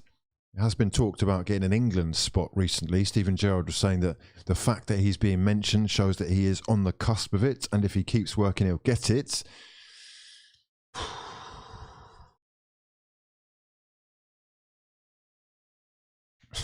I think Harry Maguire had the same odds of being a pro footballer. Okay, we've got a corner from John McGinn, swung in and straight into the hands of Bernd Leno, who looks like he's taken out Kieran Tierney in the process. Tierney has been flattened by the German keeper. Oh, he's actually been sort of caught in between, sandwiched between Konsa and Leno. Did very well to stop the oncoming Villa defenders' momentum, which would have sort of carried into Bernd Leno. Bit of added Scottish protection there. Joe White is a Liverpool fan. He says, can you advise Man United, Hugh? We really need you and your informed advice. I have actually done the bit of United advice in the last video that we did on United. Please do check that out. I go into depth in quite a lot of videos, and I'll be honest, because the notifications aren't turned on for a lot of people, or they don't work, a lot of people don't see this and they don't think I've spoken on it.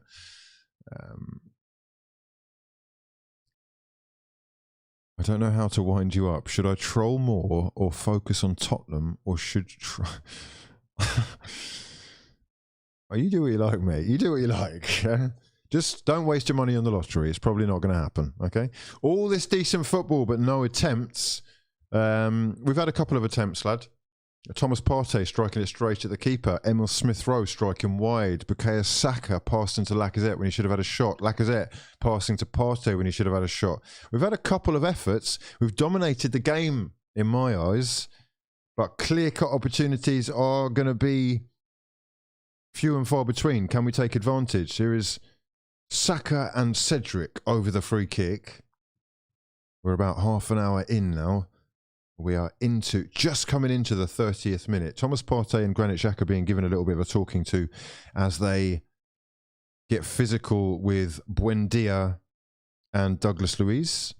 Here is Bukayo Saka with Cedric Suarez in support down that right wing. It's Cedric who is going to cross this one into the far post. Quite strong. Headed down and into the path of Bukayo Saka. Yes, lad! Get the fuck in! Let's go! My fucking son! Yes, lad! Yeah?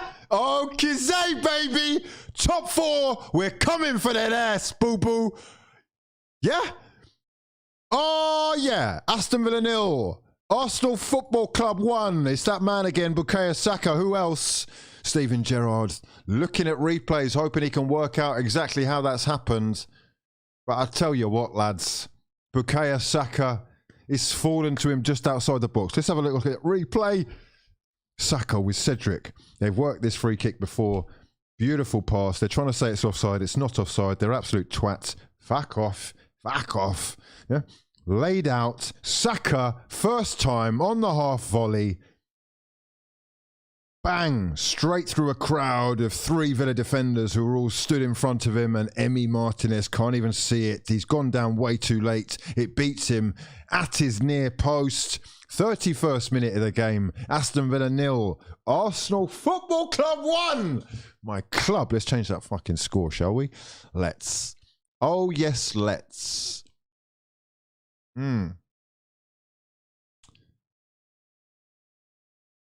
Bukayo Saka, Arsenal's main man, carrying the club on his young fucking shoulders, has Matty Cash breaking free as Aston Villa try and get an immediate response. Let's crack straight back into it, lads. Woo! The boys, we're coming for their ass. Top 4s are everything. Top 4s are everything. Come on, baby. That's a fucking red. What? Listen, I swear to God, you know what? You're lucky I'm not on the pitch, because I'll go for you right now. Don't fucking try it, ref. Send him off. Send him off, bro. You're pulling the yellow out. No. No, no, no, no, no. Look at the way he caught Saka. If Saka's injured, bro, I swear to God, someone better fucking jump him. Don't even fucking try it, ref. Excuse my French. No. Huh?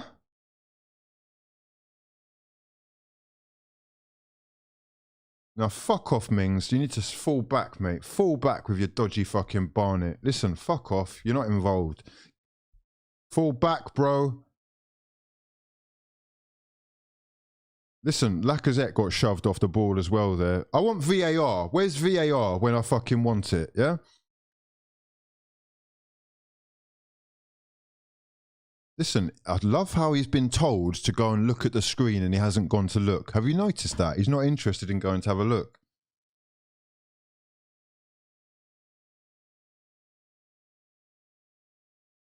Listen, Saka's still down on the pitch, bro. He's still down. Fucking hell, man. That's a red. Red. Who's this ref?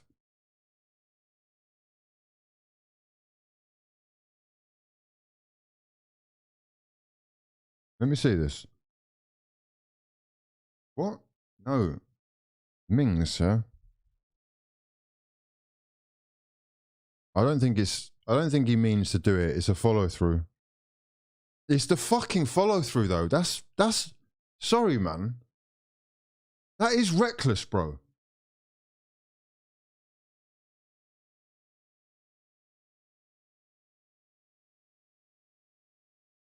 Yellow. Okay, yellow. I'll take it. Yellow, but you're lucky. Don't fucking put a foot wrong now, bro. Yeah? Do not put a foot wrong or you're gone. And one foul out of you, and I'm going to be screaming for your neck. Yeah? Saka, the fucking liberty they've taken there.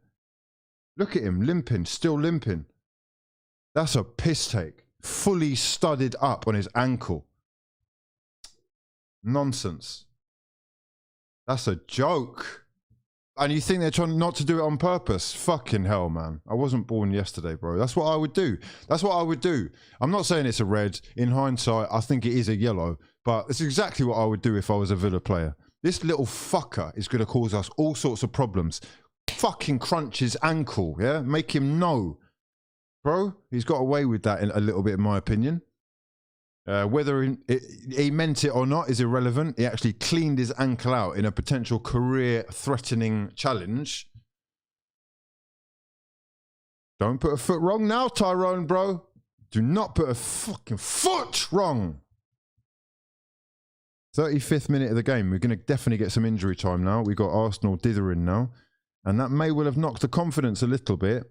The momentum, hopefully not gone completely. Arsenal playing that lovely one-touch stuff around the back again. All the angles are there. Good movement off the ball to create them for Arteta's side so far. But I do worry. That's well played by Thomas Partey. Beautiful movement. A little bit of space on the left-hand side now for Tierney, who is going to cut back and look for Partey again. Partey doing very well. He's drilled a pass over there towards Bukayo Saka, he's not going to be able to get there because he can't run properly because his leg's been broken. He genuinely is running funny. Fucking hell, man. We can't afford to lose Saka, bro. We cannot afford to lose Saka. If that was Xhaka, that's a red. That's a straight red. We don't even look at VAR. Guaranteed. Guaranteed.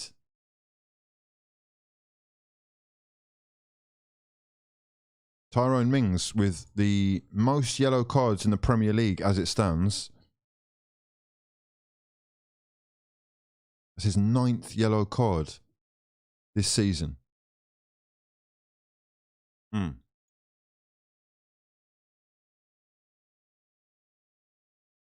Arsenal doing very well defensively as it stands. 36th minute of the game. If you are new, please do subscribe to the channel. Retweet the pinned tweet. Retweet the pinned tweet. If you're looking for a follow from your boy, I'll be following a few of you at half-time. Thomas Partey bringing down Jacob Ramsey and winning Aston Villa a free kick. He did get the ball, but that's an uncontrolled challenge, hence a yellow card, hence a red card, okay? Tyrone Mings booked for winning the ball cleanly. I mean, you've got to be a fucking simpleton to actually think that. But you're a journalist and you work for... Who do you work for? Oh, no, you don't even have a job. Okay, fair play. You used to be a journalist. When you're tweeting fucking bollocks like that, Warren, it's no surprise. Fucking hell.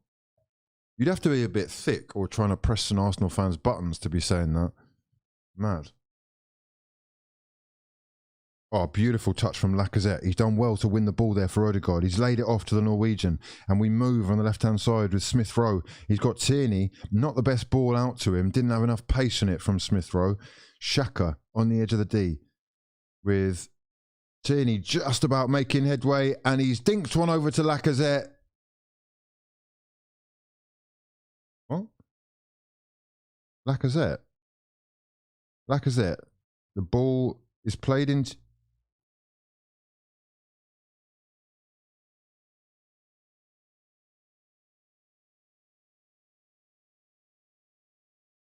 What's wrong with him? Why did he not even go for that? He just stopped moving. You're so flat-footed. You're not ready. You're actually not ready. You're not even moving. We are very confident playing it out of the back. That's beautiful stuff. Oh, it's given me a lot of confidence, this has, mate. Oh, mate, Lacazette has played it straight to Coutinho. Coutinho's dinked it. And Watkins... Lacazette, bro. Fix up. Come on, bro. Odegaard holding possession nicely. Arsenal just going to maintain here with Ben White looking for Cedric Suarez out wide on the right-hand side. 39th minute of this one. Arsenal 1-0 to the good at Villa Park so far. Odegaard maintaining possession as we move forward.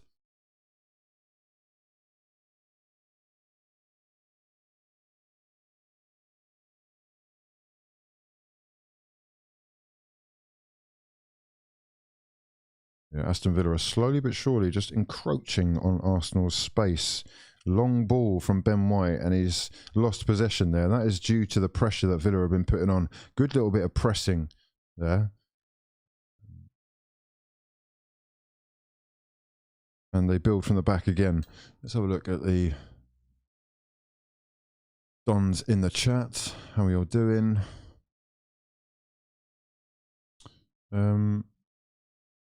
Lacaz's playing like he's not even on the pitch. It was nowhere near him. Go and have a look at the replay, please. Go and have a look at the replay. Before I block you, Purdy, yeah? You've got fucking fraudulent eyes. You need to stop smoking, mate. You can't see straight, yeah? Dinked in towards... Oh, Cedric Suarez has cleared the cross for a corner. Arsenal got a little bit of pressure to deal with here. Matty Cash swinging one in. You little fucking Irish fraud. How was yesterday? That's why you can't see, isn't it? Yeah? Yeah. Yeah. Special announcement. Click the like button and don't be massive bellends. Yeah? Are we already time wasting, says Nico AA. The temp is so slow. Well, Villa have got themselves a corner here, 40th minute of the game, to be swung in by Douglas Luiz as the Villa Park faithful watch on. There it is, right-footed cross, headed away by Alexander Lacazette, only as far as Coutinho on the edge. Here is Luiz again, tries to swing it in and cleared by Saka. And Arsenal can breathe again, 41st minute of the game. Just joined the chat, can't watch the game. How's it been looking? Not bad, not great. We are 1-0 to the good. We've had a couple of good opportunities. Bukayo Saka scoring through a crowd of Aston Villa defenders from just outside the box on a half volley. Very nice. We'll take it. Villa do have possession though with Buendia playing in Coutinho. Ashley Young on the left-hand side, finding the Brazilian again. Brazilian looking for Ollie Watkins. Dangerous dinked-in ball that Ben White has to deal with. Arsenal doing very well to pass the ball out of the back. Thomas Partey, calm. Lacazette in support. Good touches from Odegaard, who maintains possession and lays it off to Cedric. Cedric going down the line to Saka, who's brought down again. Not a yellow, no? That's a yellow.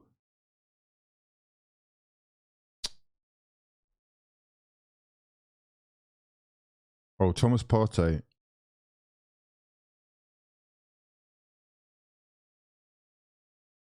That's a foul, bro. And they're so desperate, right? The commentary team are so desperate for... Why are they so desperate for Arsenal to fail? They are begging for anything. Like Thomas Partey, who's just been marking Mings. Oh, I wonder if they could give a penalty for that. Fuck off. Get a life.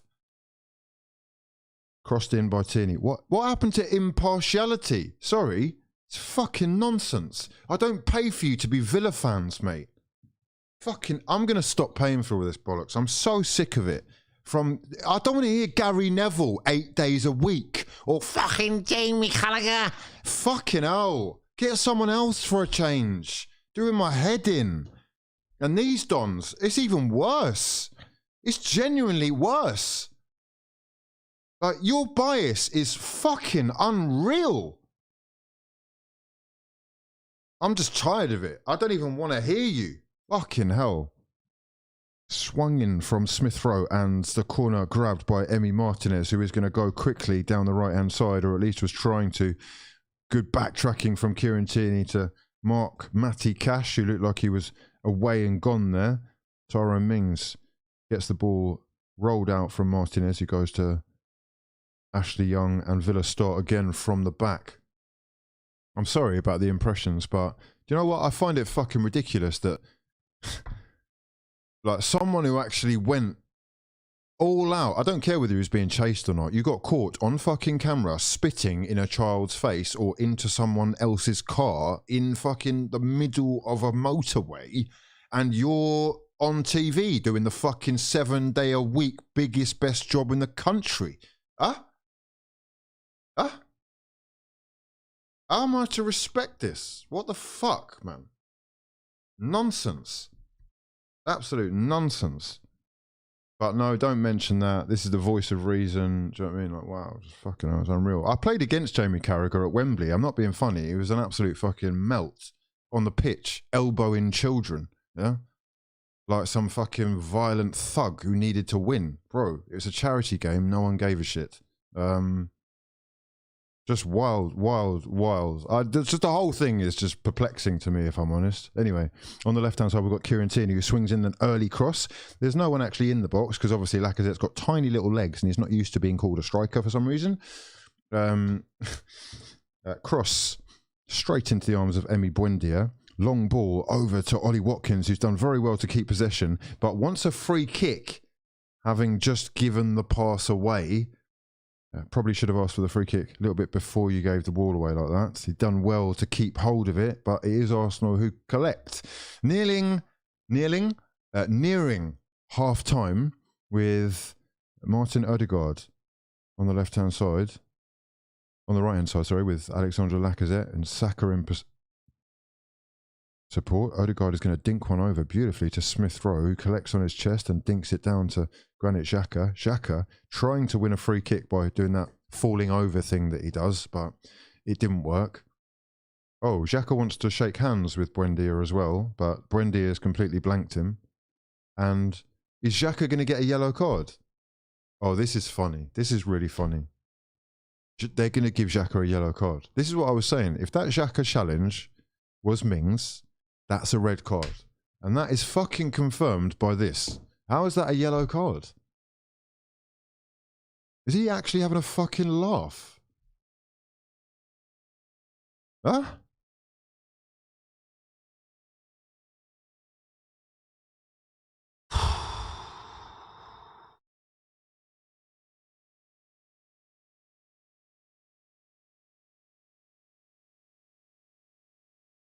That's a push from Buendia, right?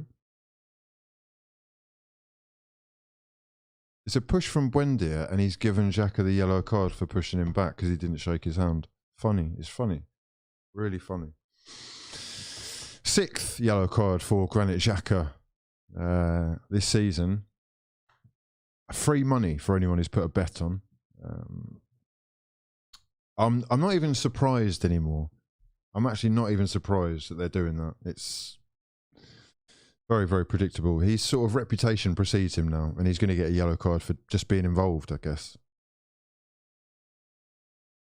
Matty Cash conceding a free kick. Foul on Kieran Tierney. We're into the 47th minute now. 3 minutes of injury time, so we're going to get one more after this. Here is Cash. That is a yellow card as well, bro. How is that not a yellow card? Everyone is doing studs up challenge and nobody is getting... I don't know what's going on. Steven Gerrard up and active on the sidelines. He's not looking too happy. I think he's actually trying to explain to the official why follow-throughs are normal. It looks like that's what's going on. I'm just reading the sort of lip-reading the body language and everything. Villa have got themselves a goal kick. It's basically half-time, lads. It's been a pretty good half for Arsenal so far. 1-0 to the good. The ball wasn't stationary there, mate, so we should be going back. But anyway, here is Douglas Luiz going inside to Ramsey. Last couple of seconds for Arsenal to survive and make sure we go 1-0 up into the break. Dinked ball from Ashley Young. Looking for John McGinn going forward. It is going to be one more attack basically for Arsenal to defend. Here's Coutinho. Lovely little touch to get himself away from Saka. Douglas Luiz swings across in. And Bernd Leno coming well out of his, out of the 6-yard box to come and collect that. He did really jump over Gabriel there and had to do like a somersault, which could have broken his neck in the process. But Gabriel really did bend down, so I can only presume that he gave a call for it. We're looking at Aaron Ramsdale on the sidelines right now, chewing gum furiously. But Leno has been pretty good so far, I'm not going to lie. Held on very tightly to that, called for it. You can see him shouting there. Came to collect. Above Gabriel, put him in the ground and clutched onto it. Arthur Okonkwo on the sidelines. Leapfrog Leno. And that is half-time. Beautiful. 1-0 to the Arse so far at Villa Park. Let me know your thoughts in the comment section below. Steven Gerrard's side have not threatened as much as perhaps we thought. Good controlled start from Arsenal. 45 minutes.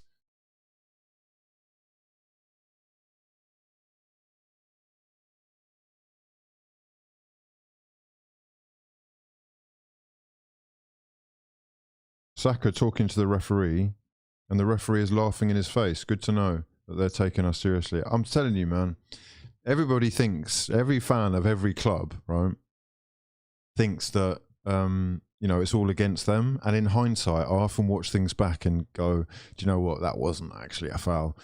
What happened to Saka, though, was a really bad follow-through, and he's obviously felt like he needed to say something to the ref. As I say, though, it is half-time. Let me know your thoughts in the comment section below. Let's go through some of them as we proceed. How are we all doing, lads? How are we feeling?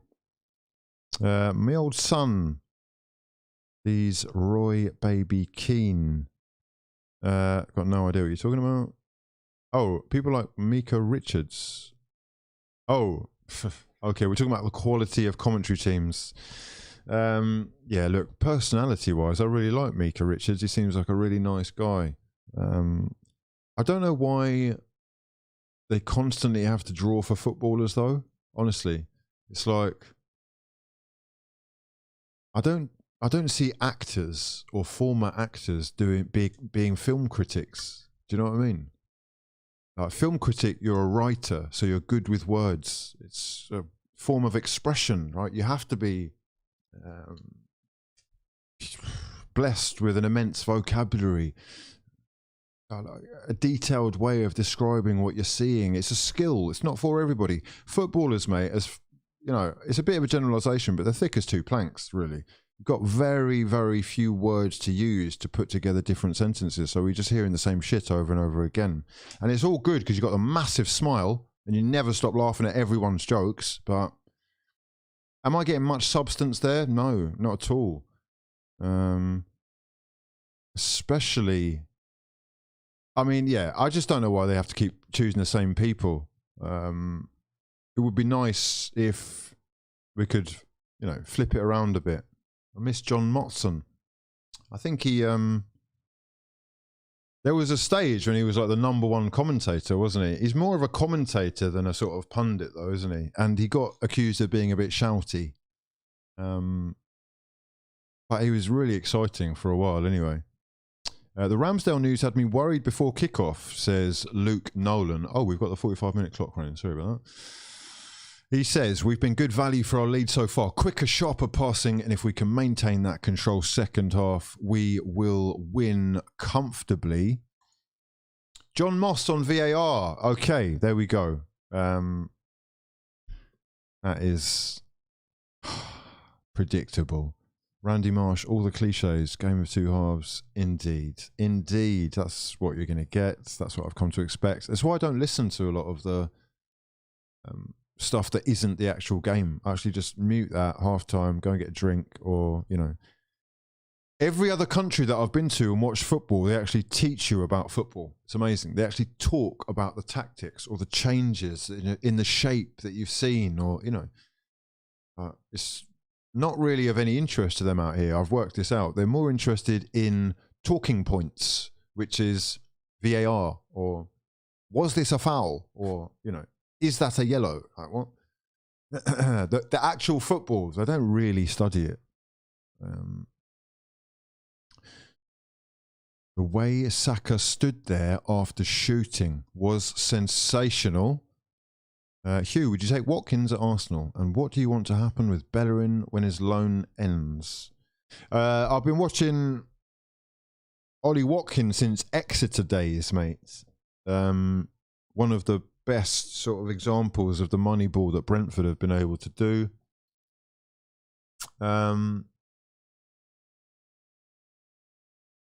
Right now, no is the honest answer, and I would have said yes 2 years ago. That's the funny thing. I don't know what it is, but there's just something sort of... I don't think he's got very much common sense. That's so bad to say, but his decision-making, I think, still needs a lot of work. Physical attributes, he's got it down to a T. He's strong, he's big, he's quick, he loves working hard. All of that's great. Just the last little button, I'm not sure about, if I'm honest, but he is one of the ones for the future for sure. And I reckon England should be looking in that direction maybe anyway, with regards to, him being second, third or fourth choice, basically. Finbar says, hey, Hugh, enjoying the content. Do you see Arsenal doing well in Europe next season if they buy a decent striker? Okay, there's a lot of ifs, buts and maybes there. We haven't qualified for Europe. That will be the first thing. But yeah, I do see Arsenal actually shocking the world if they get into Europe. Not in terms of getting to the final of the Champions League or anything, but I feel like we really are making progress in terms of the structure. Defensively, we're quite sound, and if we add some goals, we're a dangerous side. The level of the Prem as well is so much higher than all the other top 5 leagues, I reckon, that unless you're playing one of like 4 or 5 big teams, the Bayern Munichs, Real Madrids of this world, we should be able to hold our own at least. And I guess I'm being given a little bit of confidence from seeing European ventures like Rangers right now, who are basically going deep, deep into the competition and hoping that we are sort of that level at least. However, in answer to your question, if they buy a decent striker will be the key as well. Is Watkins that man? Not quite yet, as Martin wants to point out. Bayern going to welcome you back, and I'll welcome them back as well, mate. I'll welcome them back. I don't know why people are so funny about it. Like Barcelona didn't get battered as well. Like it doesn't happen. They are one of the best teams of all time. No shame at all in that. And I think if you watch those games back, if you forget the scorelines for a second, you will actually see Arsenal hold their own for quite long periods of time in the games. We'll move on. We'll move on. Rangers have been getting good draws. That's what you need in cup competitions, mate. That's what you need. Champions League is still capable of giving good draws. Frauzy, I see you in the super chats. My actual son, much love to your mother for getting involved. Appreciate the support. Doom, all caps, legendary. That photo is iconic. Wow. What's this? Christian Hoover says, of non-oil, so meaning real competing clubs, Arsenal are in second place behind Liverpool this year. We're on the up for sure. Okay, right. Non-oil clubs, I hear you. Rangers aren't playing Champions League. No, they're playing Europa League, but it's Europe, and, you know, I mean, if they win it, they will be playing Champions League. They'll be playing Champions League if they... Wait. 0 shots on target, Brigade. Next half, 2 shots on target, 2 goals. Can't wait for the Brigade to post a stat. Okay, right. Chelsea fans in the chat, spreading that negativity. We were close to knocking them out on a couple of occasions. Indeed, we were. But we aren't Bayern's level, unfortunately. I don't think you have to even be their level. Over a 90-minute game, anyone can win. Burnley can beat Bayern on their day. Maybe 1 in 20, but they can do it. Same as like City. They are fallible in a way, on a day, you know? All hail Doom, indeed. Oh, my son. We've got all the MF Doom dons in the chat. I see you. Yeah? Rangers played at Dortmund, not at the races, and without Haaland. Yeah, again, we're going on the draws. You know, I can go through Chelsea's Champions League campaign last season, and to be quite honest with you, it's quite favourable. Maybe 3 difficult games in the whole competition. A group stage which you would expect them to win every single game. So, yeah, it does happen. It really does happen. You can get yourselves in. That's the main problem. Emi Martinez saving for the cameras. 4-5 Ginola. What's going on, my son? I see you. Living off borrowed time. The clock ticks faster. That'll be the hour they knock the slick. Yeah. Blaster. Dick Dast. Oh, God. Don't get me started, huh? My actual fave.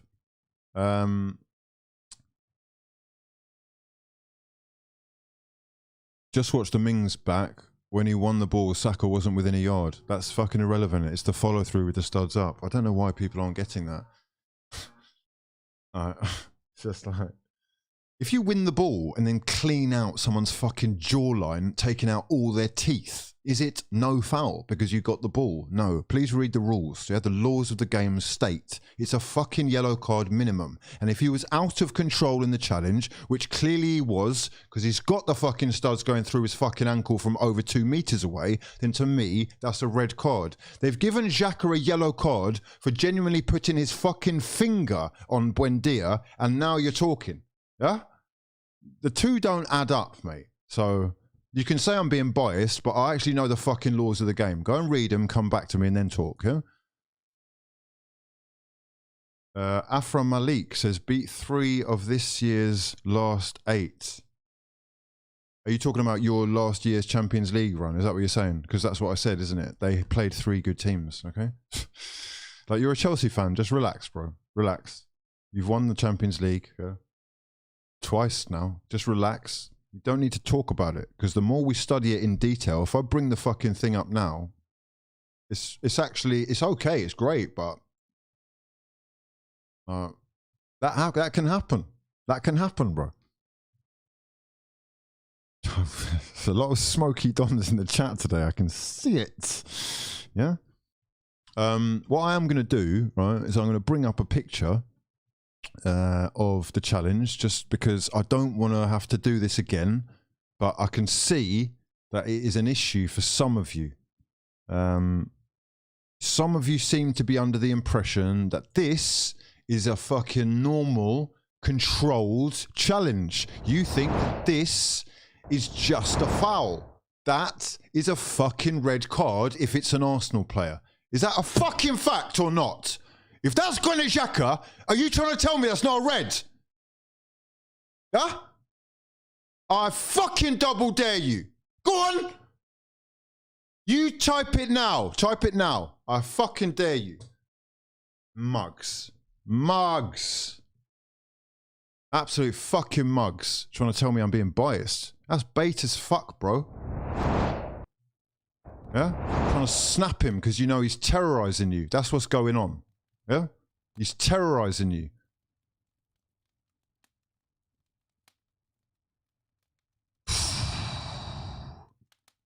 I'm not being funny, bro. I'm not being funny. I've seen some red cards this season for Arsenal, and I'm like, what are you talking about?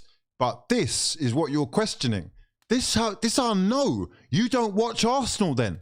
You definitely don't watch us.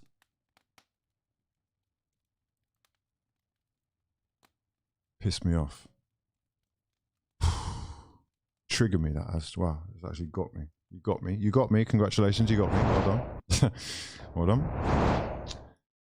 done. Rangers were in the Scottish 4th Division within the decade. Getting to the Europa League quarters is massive. I don't know why people are writing this off as like some kind of, oh, they've played easy. Like what? I'm not. This is what I mean. I can't even. Some of you are here. Some of you are just here. Some of you are just here. That's all. Yeah, Rangers are doing great, man. They're doing really well. Unreal. People are trying to tell me it's like biased. Some people have said that's not even a yellow card challenge. I don't even want to talk about it anymore, bro. I don't even want to talk about it. Carefree Traveller, the Chelsea fan in the chat, is obviously going to be biased, but we will ignore that for the time being. Oh, we've done that one. Let's do this one. Was it a good day to sleep through the first half? Says Mason Welch. Lads, let him know. Let him know. Let him know. You're missing, I mean, you haven't missed that much, if we're honest. We've had the 1 goal. It's been fairly well contested, pretty even. Let's have a look at the statistics, shall we? Arsenal with nearly 60% possession. And 4 attempts, 2 of them on target, 2 of them off target. Villa yet to have an attempt on goal at all to speak of. And yeah, I mean, Arsenal have done 68 attacks. They're saying 23 of which are dangerous. So we really are looking like the more dangerous of the 2 sides right now. I don't want to tempt fate, but we have been a first half side for a minute. That looks like it's continuing. Will they be able to turn up second half though? 0 goal attempts.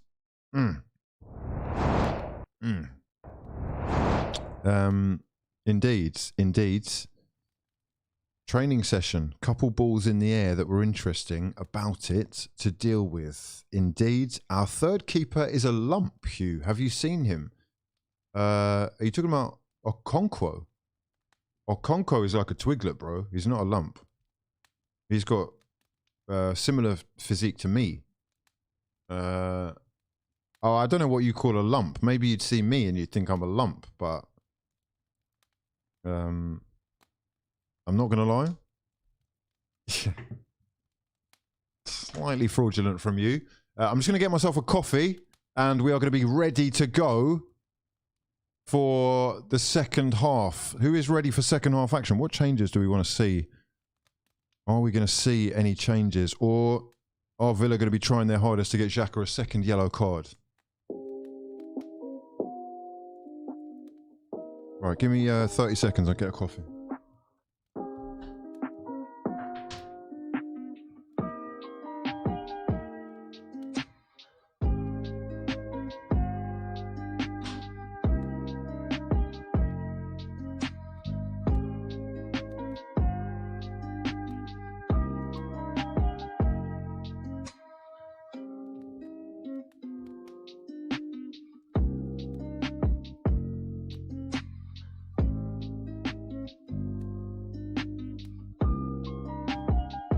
Okay, where's that fucking time code? Quick. Okay.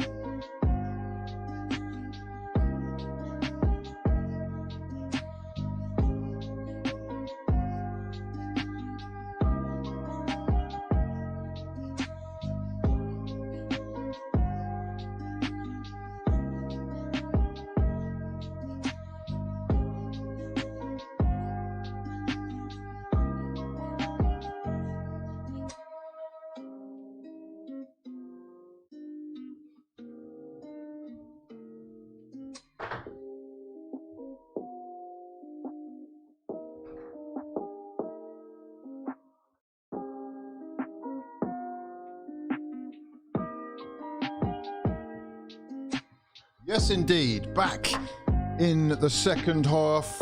We are underway. Rattle Don's in here. My son, who's been typing madness in the chat while we've been gone. Let's get that music off. Second half is underway. Arsenal on the ball again. We've already been on the attack. We're ready. Politics and war. Is that what we're doing in the chat when I'm gone? I leave and you start talking about war. Come on, bro.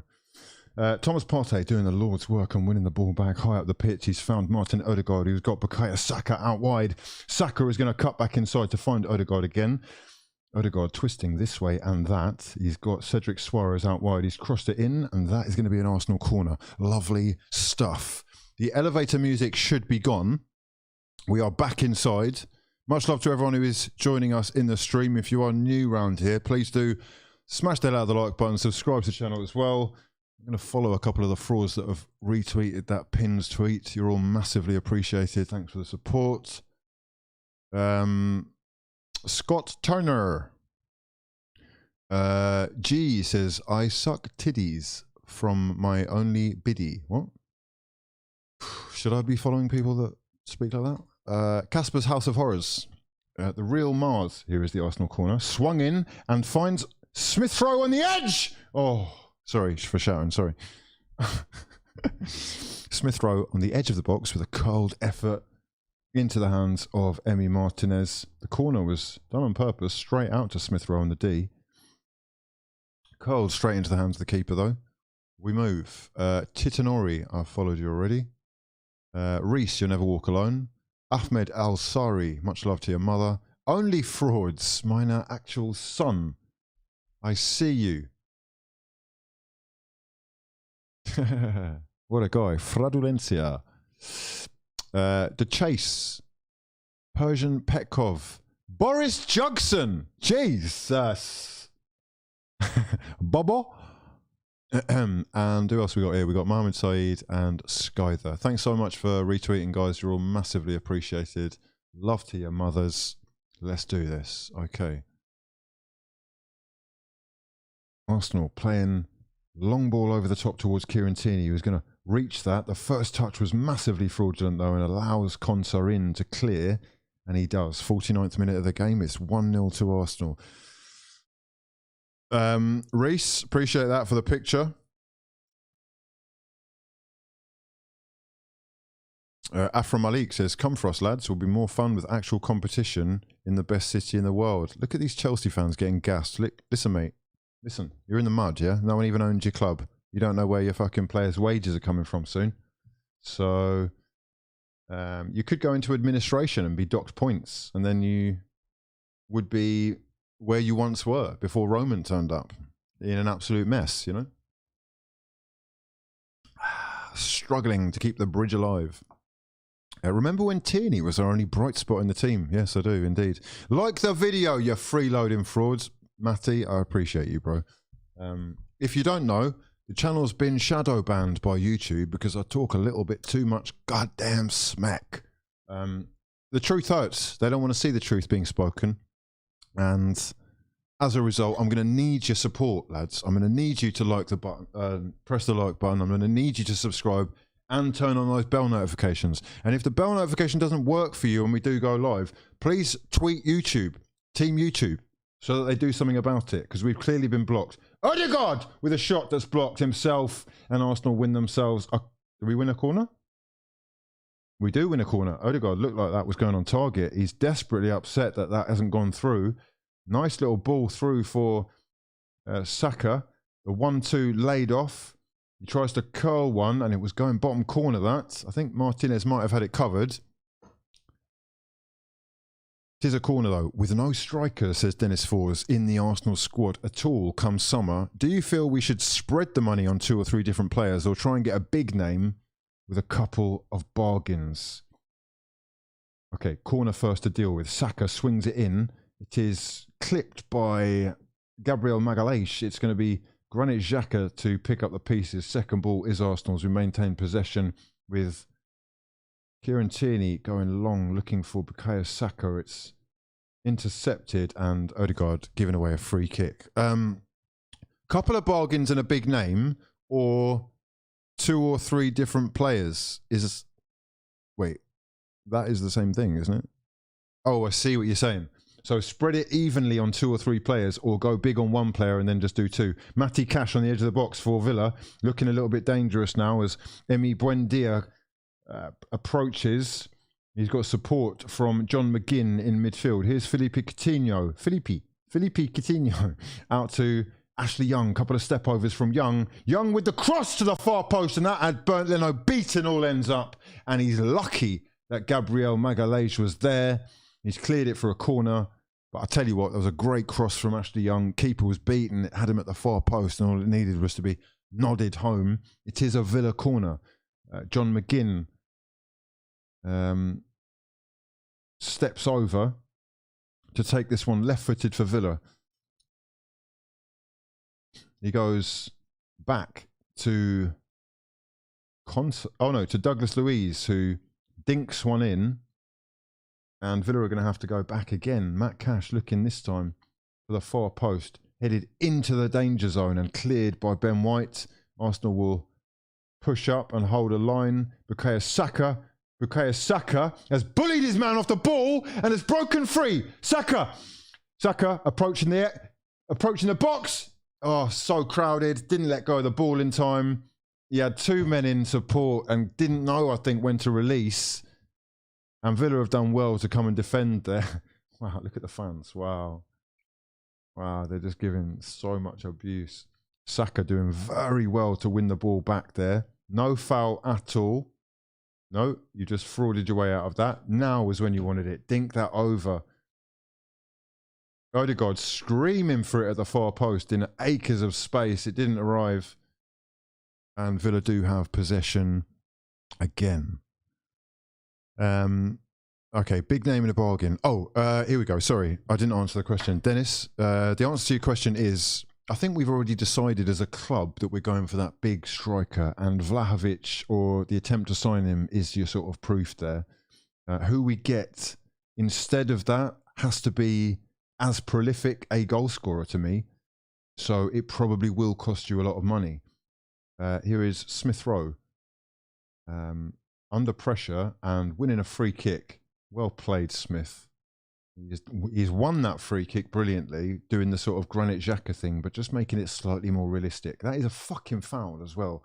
Cash chopping at his legs as we watch this replay of the curled Ashley Young cross, which had Bernd Leno scrambling across his goal, beating all ends up. And Ollie Watkins was there to head home in the 52nd minute. We're watching Danny Ings warming up on the sidelines right now.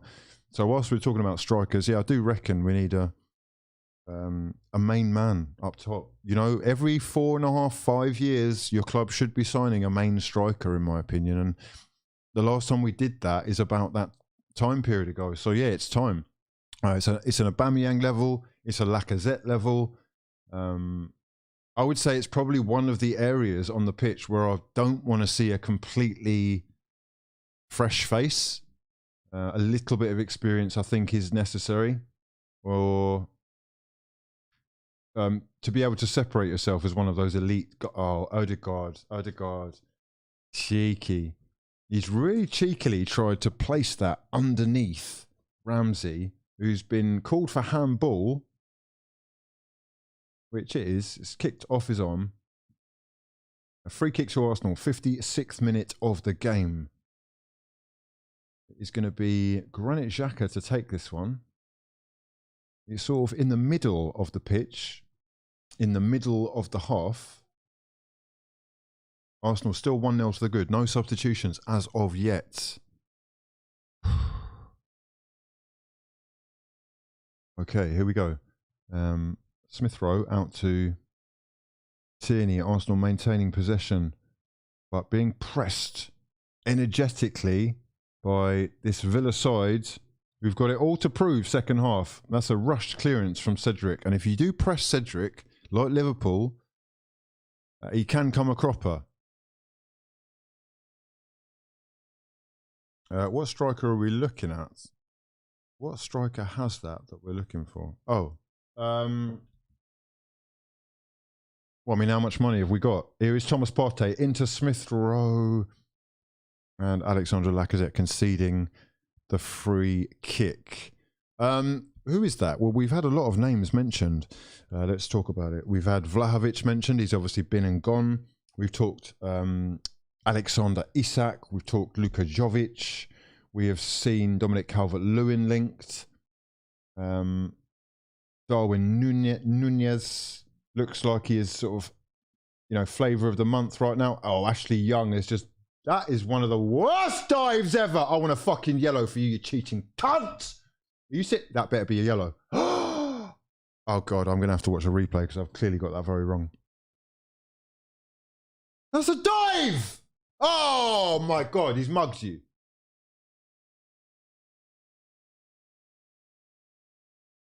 I can't believe that. Please, someone correct me if I'm wrong, but that looked like one of the worst dives I've ever seen in my life, and he bought it, and he booked Cedric with a yellow card. Huh? Am I tripping out, or what?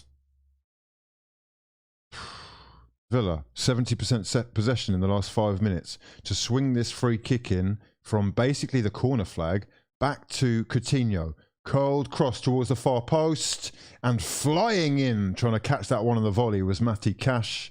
A little bit too much on the cross from Coutinho, and Cash was sort of off the pitch by the time the ball got to him. I mean, it was a fine effort though. He really flung himself at that, but it is yellow. Christian Hoover, I can't believe it. That was a yellow. Lautaro Martinez is another good shout. He's on a yellow. Aren't you all going to cry about it? Blatant handball. Should be sent off. Bro, you sound really silly, I know you're going through the wars being a Chelsea fan, but you need to relax, bro.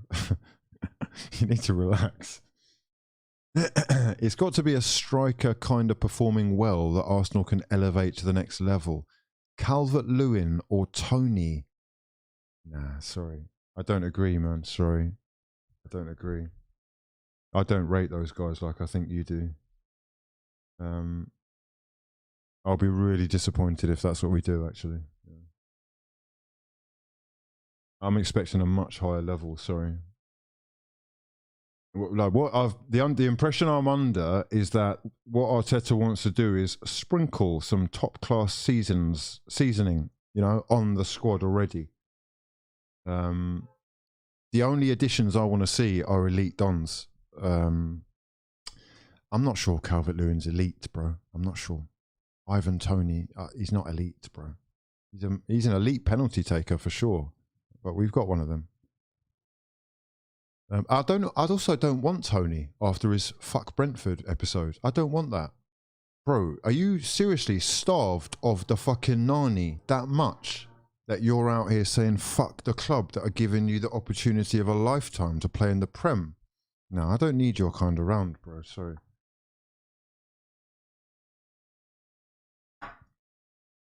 He's doing the fucking thank you Arsenal before he's even got here. I don't want that, no.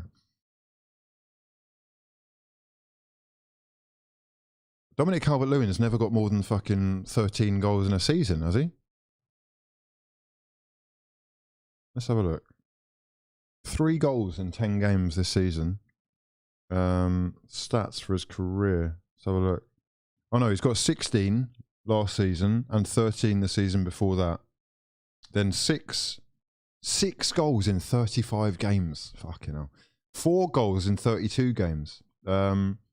He's definitely coming of age. But I'm sorry, Arsenal... I mean, okay, let me put it like this. If he was on the bench and he was like a super sub, for sure, I'd be down. John McGinn, outside the box, cold effort. Oh, bloody hell, that was close. But then I saw it all the way, had it covered, I reckon. But 61st minute, chance for Aston Villa through John McGinn, shooting just wide. With the right foot, interestingly enough. Smith Rowe squares it and finds Granit Xhaka right in the middle of the park. Xhaka out wide to Cedric Suarez. Tidy little pass in from Odegaard, still in support. And Suarez goes out wide to Saka. Saka will take on Douglas Luiz and beat him for pace. He's got Odegaard and Partey in support. Back out to the Norwegian, who's got Cedric there. Cedric for the cross. Swings it to Saka! Oh, it's a great challenge. It's a great challenge. Saka, I don't think, realised he had a man on him there. 62nd minute of the game. Douglas Luiz doing the Lord's work and just enough to stop Bukayo Saka from getting that shot on target. Right-footed, but he was close enough for it to have been a problem. Rayan Arif says the Benfica striker David Nunez. Yes, indeed. We did just mention his name. He is certainly a flavour of the month right now. His goal scoring record for Benfica is sensational. He's just knocked out Ajax. Arsenal with the corner. Here is Bukayo Saka. He spreads it to Odegaard right on the edge of the D. A bit of a loose touch. I don't think that was a pass from the Norwegian, but it has gone straight out. Arsenal need to wake up. And that is what Arteta is on the sidelines doing, trying to wake them up, clapping consistently. He's been clapping for like 30 seconds now. What's he doing? I think he's just encouraging them basically to not lose momentum here. There's a crucial period in the game coming up. In the next 10 minutes, Arsenal are historically, this season, vulnerable. 60 seconds to the 75th minute are apparently Arsenal's weakest times in the league so far. So what will happen? Aston Villa looking to capitalise with Olivier Watkini trying to thread a little through ball in there. Poor pass, it's intercepted easily. 1-2 with Xhaka and Smith Rowe looking to break for Arsenal, who will also be doing a little bit of game management now. Very tidy passing from the Gunners. I'm very impressed. The improvement is evident. Beautiful ball from Partey on the left-hand side. We've got Smith Rowe cutting inside. He squares it and finds Granit Xhaka. Xhaka has Partey. We're doing walk football now with Cedric Suarez going all the way out to Bukayo Saka. Odegaard in support. Here is the Norwegian on the ball on the right-hand side with Saka getting it back. Passing just a little bit slow to really make edgeway now, but there is Saka trying to break free. Finds the shot! Good effort, lads. Good effort. Cole just wide of Martinez's far post. Cuts inside onto his left foot just outside the D. Low driven cold shot from Saka. Just sort of punching it with the top spin. Not enough curl on it though. And it is going to remain 1-0 to Arsenal. Villa come from the back, 64th minute of the game. Martinez passing it to Mings along the byline. Villa go long. And Cedric Suarez picks up. Well played, Partey. Beautiful stuff from the Ghanaian to control the ball there, bring it down, and we can go again. Indeed, unlucky Bukayo. Good effort. Do we see Martinelli shifting to striker position in the next few years? Potentially. He's been doing quite well off the left, and I do think people see him as a winger. Matty Cash cutting in off the right wing right now and looking for a free kick and winning a free kick. I've got to say that was well won. He sort of knocked it between... He's given a yellow card. Oh my God! You're taking the piss now! I've had enough! Is he... What a joke!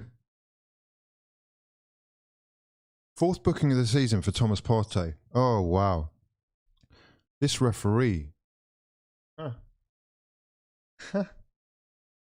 Mad. He's giving out yellow cards like they're going out of fucking fashion. 3 for Aston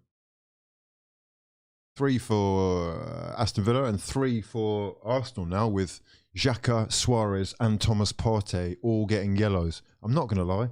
None of those are yellows. Not one of them. Joke. Absolute joke. And what we've done is we've given Felipe Coutinho or John McGinn an opportunity to shoot from here. Perfect range for them. And it's, okay, it's Jacob Ramsey. Oh no, it's Douglas Luiz, sorry, who took it. Number 6, who has curled it high and wide. I don't know what you're doing on free kicks, bro, when Coutinho's in your team. That's a lesson to you. Sit down. Learn that. Oh, mate, look at this. That's one of my childhood heroes. You know that? He's one of my favourite footballers of all time. Gary McAllister. When he was at Coventry. Jeez. Oh, mate. EliteBallers.com. Wow. next level. There are some players that are just, they're just at a different, they operate at on a different stratosphere. I reckon he was one of them. Villa maintain possession, and John McGinn plays it out straight to Mikel Arteta, so Arsenal will have it back. Absolutely beautiful. He's got himself an assist recently, Mikel Arteta, and he's trying to get another. Bernd Leno coming slightly out of his area to find Kieran Tierney on the left-hand side. Tierney forced into clearing by Buendia. And we're going to see a couple of changes for Aston Villa. It looks like they are readying... what's his name? Bernd Traore? Is it Bernd? No, it's not Bernd. That's Bernd Leno. What's his name? Bernard Traore. I've forgotten his name. Is his name Bernard Traore? Bertrand. There we go. Bertrand. So is Bertrand like the English version of Bernd? Oh no, Ollie Watkins set free over the top. It's a race, a foot race between him and Gabriel. Gabriel has caught up, but Watkins squares it, finding Ramsey. He's gone back to Cash, who will probably look to get that one in. No, he's gone back out to Watkins. Watkins onto his left foot, gets the strike off, and it's deflected onto the post. Big chance, big chance. Smith Rowe doing the Lord's work and just about enough to put Watkins off. Watkins going onto his left foot, gets the shot off. It's going nowhere near where it ended up, but it is heavily deflected off Smith Rowe's leg and has hit the post and gone behind for a corner. A moment of madness and potentially a bit of luck for Arsenal there. Villa looking dangerous. Here is a corner for Villa with Tyrone Mings in the middle, swung in and straight over by John McGinn. That is curled over and out. We have got not only Bertrand Traore, but also Leon Bailey about to land. The Jamaican international ready. Oh no, Saka's coming off. Okay, it's Pep Star time. Pepinho, yeah? Let's go, baby. Let's go. The silent assassin is back, the number 19, on the pitch, taking Bukayo Saka's place. Saka is obviously feeling the effects or the after effects of that challenge from the first half. I've got no doubt about that. This is going to be interesting, though. Some very attacking moves being made by both managers. Bertrand Traore is on for Buendia. We've got Leon Bailey, who has just come on as well. I'm not totally sure who for, if I'm honest. Let's just go over here. They haven't confirmed. Oh, Bailey for Buendia. Who's Traore come on for then? Can we get an update on that, please? Meanwhile, they have got the ball, and Bailey has swung in across. Dangerous. Fucking hell, mate. Jamaican international causing problems already. He is going right-footed straight back down the line this time. Villa maintaining possession. 20 minutes left on the clock. They're saying only one change, but there's definitely been a second change, so I'm waiting to see what that is. Buendia is gone off. Who else that is? Coutinho picks up the ball in the middle of the park. He's laid it back towards Douglas Luiz. Aston Villa just maintaining possession nicely here with John McGinn. McGinn is going to go all the way out to Coutinho again. Coutinho has space and support on the left-hand side with Leon Bailey and Ashley Young trying to get in between two players and looking for a free kick. Desperate, absolute desperate fraudulence from Ashley Young. I mean, it did win him a yellow card quite soon, or quite recently, so I can't really blame him for trying. But I genuinely don't see the difference between that, Matty Cash's foul. Like the whole thing's not adding up as far as the refereeing performance goes. I would say it's a 3 or 4 out of 10 from the ref today so far. Limp Pepinho. Oh, God. Hugh, where's your hair gone? The hair's here, bro. It's here. Okay. It's just tied up. All right. It's here. Buendia and Ramsey is the one that's gone off. Okay. Let's just, have we got the update to that, mate? No, they still haven't updated that. Mad. It is still 1-0. Still Arsenal in charge. There we go. Ramsey on for Traore and Buendia off for Bailey. We have got 19 minutes of normal time left in this one. Can the Dons actually cling on to this 1-0 lead that would do them a world of good in terms of the race for top 4? Or is there another one for either side and more drama in store? Here is Traore on the left-hand side. On the right-hand side, it's swung in by McGinn. Arsenal really are on the back foot right now. All the attacking being done by Aston Villa. Steven Gerrard cutting a frustrated figure on the sidelines, but he looks like he has still got something up his sleeve. Villa working it from the back. Here is Felipe Coutinho coming much deeper than usual with Douglas Luiz. The two of them are building slowly as Villa progress down into Arsenal's half through Ashley Young, and Leon Bailey picks up the ball. Very skillful player, very tricky on his day. He's tried to actually bamboozle Cedric Suarez there, and Cedric has conceded a throw-in. Arsenal under the cosh right now. 73rd minute of the game. Here is Bailey. Turns just outside the box. Great defending by Thomas Partey. Sticks in a little toe and gets rid. Smith Rowe brought down on the counter by Traore. Arsenal will win a free kick and that will eat another few seconds of the clock. How did Lacazette not catch up to the ball? Lacazette and catching up to things is an issue unless clearly there's fucking gorgonzola, or what's French cheese? I don't know. Gorgonzola is not French, it's Italian.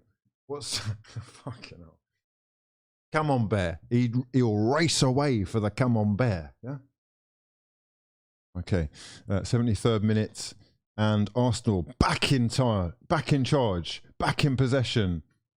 Ben White comfortable on the ball, and we're doing a lot of passing backwards. I'd like it to be going a little bit more progressive. Well done, lads. Well done. Granit Xhaka and Gabriel combining. A couple of 1-2s with Gabriel as we maintain possession. Again, running the clock down, and this game management is great. I do worry a little bit that it's only 1-0 that we're doing it at, but as long as everyone's calm and confident on the ball, that's fine. We are slowly but surely being worked back into our box though.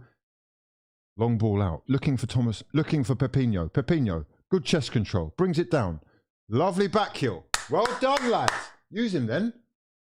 Well, Pepinho, yeah, we seeing this? Good stuff, lad. Smith Rowe. Lovely ball to beat his man. Xhaka into Lacazette. Lacazette! Oh! I'm not being funny, bro. Where is your brain? Odegaard is fucking wide open on his own. Unmarked. No Pepinho on the right-hand side. On the edge. Looking for Martin Odegaard. Back to Pepe. In towards Cedric. Who's gone offside. Yeah, you may hang your head in shame. Yes, you may shake your head and roll your eyes to the fucking sky. Huh? Look. Beautiful ball in by Xhaka. Look, he's there! Oh, he's free! I'm fuming. Is Arteta fuming? Arteta's fuming. Arteta's fuming. Look at his reaction. Look at his reaction. Look at his reaction.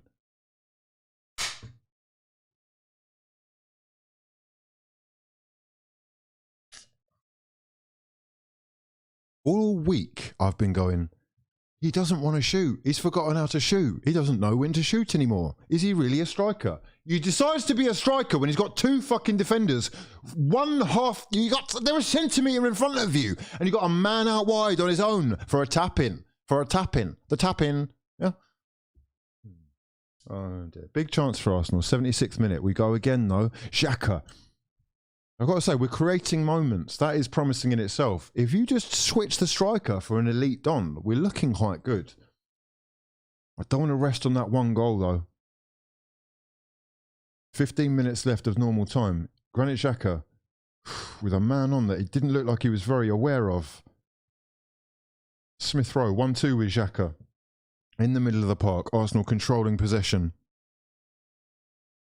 Let me know your thoughts. I'm going to go through the player ratings for everyone at the end of the game. If you have got any thoughts about anyone's performance in general, who do you think's been good? Who do you think needs letting go of? Who have you seen enough of to make your own mind up of? Well, you know what I'm saying. Gabriel into Smith Rowe. Beautiful control and shoved down by Matty Cash. Again, I tried to tell you. Well done, Lacazette. Well done. That's my fucking guy. Pressure the ref. Well done. That might be the only thing you're doing well today, but do it. That's right. Listen, shut up, ref, you little fucking nonce. Swear to God. Look at the fucking white stuff around your mouth. It's not looking cool, bro. Wipe it. That's a foul. I don't even know what he's complaining about. What he's complaining about is Arsenal players talking to him. They're talking to him because you haven't carded anyone when that's a blatant yellow. Lacazette. Oh.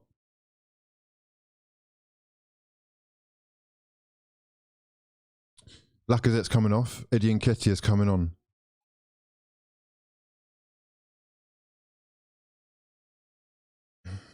Arsenal's number 9 is off. Arsenal's number 30 is on. It's Eddie Nketiah up top.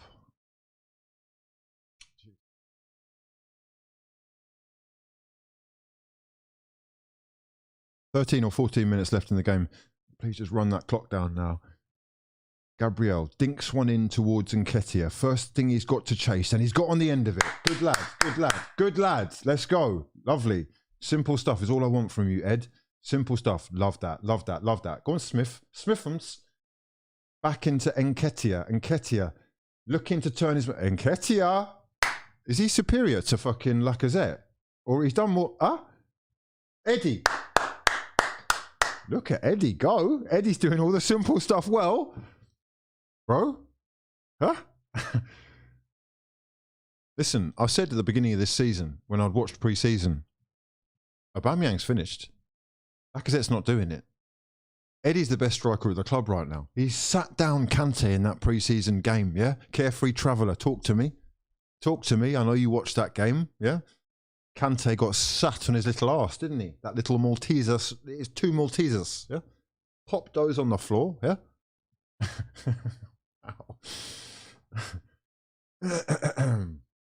Mate. Will Eddie be able to keep up appearances? Eddie looking to join Villa, is he? Well, he can put himself in the shop window here with a good performance. We have got 12 minutes left on the clock as Felipe Coutinho picks up the ball. Oh, that's a lovely dinked pass out wide towards Leon Bailey. Brought under control on the left hand side. Couple of step overs from the Jamaican. Dinked into the box and headed away by Kieran Tierney. Headed away again. Get rid of it. That's a high foot and a yellow. That's a yellow. And they just kick the ball against his head. Who's that? Who's that? Go and fucking... Listen, deal with this ref. Deal with this ref. I don't want to have to get in that TV screen, mate. Yeah? Look at this. Look at this. Look, look, look. That's a fucking high foot and a yellow. He's kicked him in the head, bro. Bro. If that's not a yellow card, this is fucking nonsense. Huh?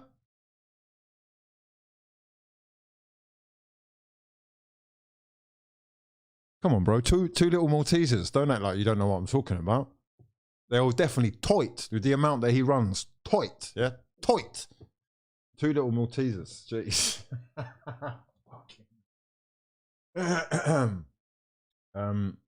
Kieran Tierney goes down the line for the energetic-looking Eddie Nketiah, who really wanted it and is going to have to work now to get it back, that he's lost it. No working involved, though. They've passed the ball. Relax on the ref. No, I can't. I can't. I can't. How is that not a yellow? This is nonsense, bro. Nonsense. Arsenal in the middle of the park, trying desperately to win the back. 10 minutes left of this one. Bernd Traore. Bertrand even. Out to Coutinho. Coutinho, edge of the box. Oh, they are desperately trying to get rid of it, Arsenal. And Eddie Nketiah is going to pick it up. And what are you doing, bro? That. You just sliced it out wide for a throw-in. Danny Ings is coming on for the last 10 here. Carefree Traveller's got something to say. Here we go. Sat on his arse with his World Cup, European Cup, Super Cup, cupping. Fair play, fair play. Listen, mate. Listen, yeah? You're lucky you even got Kante, yeah? He's our player. That's Arsenal's player. We spotted him, yeah? Wenger spotted him. And the agent started talking about he wanted 10 mil. What? We're not giving you 10 mil. You're an agent. What are you on about? So obviously, with your dodgy fucking Russian money, which is all now coming out to the fore, yeah? We're coming out. It's all coming out to see all the fraudulence that you've committed over the last 20 years, 18, 19, 20 years, yeah? We know what you're about, yeah? Listen, mate, I remember when there were fucking big bushes growing outside your ground and it went for £1. Please relax about Carefree Traveller. You've only been carefree for about 15 years, mate. These are the facts. These are the... Get rid of it. Get rid of it! Odegaard, yes. Odegaard gets rid. And Arsenal play their way out of the back with assurance, confidence. Ben White tries to go long, looking for Nicola Pepe. It's not the greatest ball, but I tell you what, Odegaard's done really well there. Odegaard, high up the pitch. Ref! Well done, my little Viking. Huh? Yeah, sit down, Tyrone. What's his name? Tyrone. Yeah? Tyrone. Sit down, you mug. Tyrone Muggs. Do you know what I mean? That's not a foul at all, bro. That was not a foul. Well done. Hugh, it's a dog track. What's a dog track, bro? What does that mean? What's a dog track? I'm not sure what you're talking about. Are you talking about... Oh, you're talking about outside the... around the ground? Is that around the pitch? Is that what you mean? Odegaard did well to win that free kick. 7 minutes, lads! 7 minutes and we've got 3 points and we're fucking getting top 4. Listen. Who's busy on Tuesday and Wednesday nights? Who's actually busy? Who's busy? Bro, listen, I'm gonna make a promise to you right now. If Arsenal get top 4, it's late night fraudulence every Tuesday and every Wednesday! Yeah! Yeah! Yeah!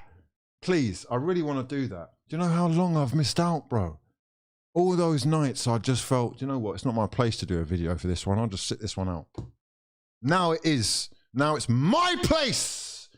My t-shirt with my logo. It's not mine, but you know what I mean. Please. 7 minutes. Okay. We are desperately trying to win the ball back right now. Odegaard doing the Wolves' work, chasing down, and Douglas Luiz being put under immense pressure. That's not a foul. Oh, all right. Even if it is, we'll take it. Well done, Pepinho. Well done, Pepinho. Respect Eddie. What? Nketiah, there you go. Nketiah genuinely just fell over himself. Maybe try and respect the art of walking before you can run, you know? Listen, Eddie, bro, just hold the fort for 6 more minutes and we can talk, okay? Let's talk. We can talk about a new deal with another club or something like that. Eddie. Oh, I don't want to see Leon Bailey on the ball, mate. He's dangerous. Dangerous. Get him off the ball. John McGinn swings the cross in towards... Oh! Danny Ings. Oh, God, that was dangerous. I don't want to see Bernd Leno involved at this stage, mates. I don't want to see it. Oh, he's tried to dink it over Leno. It's a very clever header, that. He's a little bit too strong with it, but he's made the most of what was an interesting cross. And I'll tell you what, that's a matter of inches away from being an equaliser for Danny Ings, who is on for Olivier Watkins. What's this? Don't forget, we own our own pitch and our name. Martin Odegaard is coming off for Rob Holding. Sensational performance from Odegaard. Very proud. Carefree Traveller, you know, the funny thing is, mates, the funniest thing is the fact that you own the pitch is what's holding you back, isn't it? You know that as well as I do, mate. That's probably the reason why no one wants to fucking buy the club for less than half of its value or half the asking price, because they know the pitch doesn't even come with it. What are you actually buying? You're buying the idea of Chelsea. I mean, I don't know, mate. I don't know. How's that expansion going, baby boy? How's that expansion going, you little West London fraud? Yeah? Listen, mate. How the fuck? Listen, I don't even want to do the table, but I will. All right? Mate, we'll get to that in a second. 5 minutes! 5 minutes. Do us proud. Please. Okay, right. Everybody now, we're going to have to be lively. Last 5 is crucial, bro. Last 5. Big energy. Big game management. Big fouls. No, that was a... Oh, mate, he's twisting around fucking 2 or 3 of you. Matty Cash is going and going, and he has got the advantage there. He was fouled a couple of times. Smith Rowe tried to bring him down. Villa do have the possession on the left-hand side with Leon Bailey. McGinn out to Bailey. It is back to McGinn. The cross comes in. There's the header down by Ben White. It is cleared by Smith Rowe, and Arsenal can live to breathe another minute or so. Oh, Eddie Nketiah. Oh, ref. Tyrone Mings slipped on his blood clot, didn't he? Huh? You big fraud. He looked like he fell over the ball there and got lucky. However, he has been given a free kick. Eddie Nketiah may well have given him a little push in the back. 88th minute of the game. 2 minutes left for Arsenal to survive. Top 4 beckons. And... hey, we love to see it! Coutinho with a fraudulent pass out wide to Bailey, who is unable to bring it under control. It's an Arsenal throw-in. Let's fucking go. Let's fucking go. Hugh out? No, Hugh in. That's what I'm saying. Hugh in. Look at this bald fraud on my TV. Is there a fire drill? Is there a fire drill? Is there a fire drill? Is there a fire drill? Yeah? 2 minutes left in this. Get rid. Okay, Villa have got themselves a free kick throw-in. It's not over yet. The trophy cabinet keeps expanding. Yeah. But we know that that was bought with laundered money. Yeah? You're all fucking frauds. Chelsea and Roman are the reason why financial fair play was brought in. You've bought it. It's great. It's over. Forget it. Moving on. Yeah? I wonder when the next time will be. Huh? Maybe. I mean, they're still in the Champions League. Who knows? Gabriel clearing. 89th minute of the game, lads. As in, we are 2 minutes away. Are we? Is that maths? That doesn't sound right. Yeah. We're less than 2 minutes away from the end of normal time. Top 4 trophies are what we're after. The biggest trophy of them all. Go on, Pepe, that's yours, bro. Oh, what a fucking awful touch. How bad are you at football? Oh my God, if we concede now, I'm going to have to fucking go in on you, Pepe. Leon Bailey taking on Cedric Suarez. Gets the cross in. There's the cross to the far post. Tierney had to head that wide. Didn't know whether or not there was a man behind him. Matty Cash was approaching, encroaching. Fucking hell. From a corner, Bernd Leno, please. We have, we're in the 90th minute. It's the 90th minute, last minute of the game. Coutinho with the corner. The corner swung in. Headed down by Bertrand Traore. And fuck off, mate, you little fraud. You cheating little predator lookalike. What are you talking about? Mate, listen. Forget all that. Handball. What? Are you, huh? Begging for a penalty or a corner. This Don looking like Arteta screaming on the sidelines. Everybody, ready. Get in your position. Where are you? Huh? AirPod Albert. Without the AirPod, he's pulled the AirPods out. Look at Arteta doing the Lord's work on the sidelines. You get over here, you over here, you on the side, you sit. My fucking manager. Blow up. 10 seconds. 10 seconds left. Yes. Lovely touch from Eddie Nketiah. That's a fucking world-class touch, Eddie. Into Pepe. Run it into the corner, bro. Run it into the corner. Use your brain. Brain! No brain. No brain on Pepe, clearly. And Villa win the fucking throw-in. Oh, 4 minutes. I can't. Please. 4 minutes.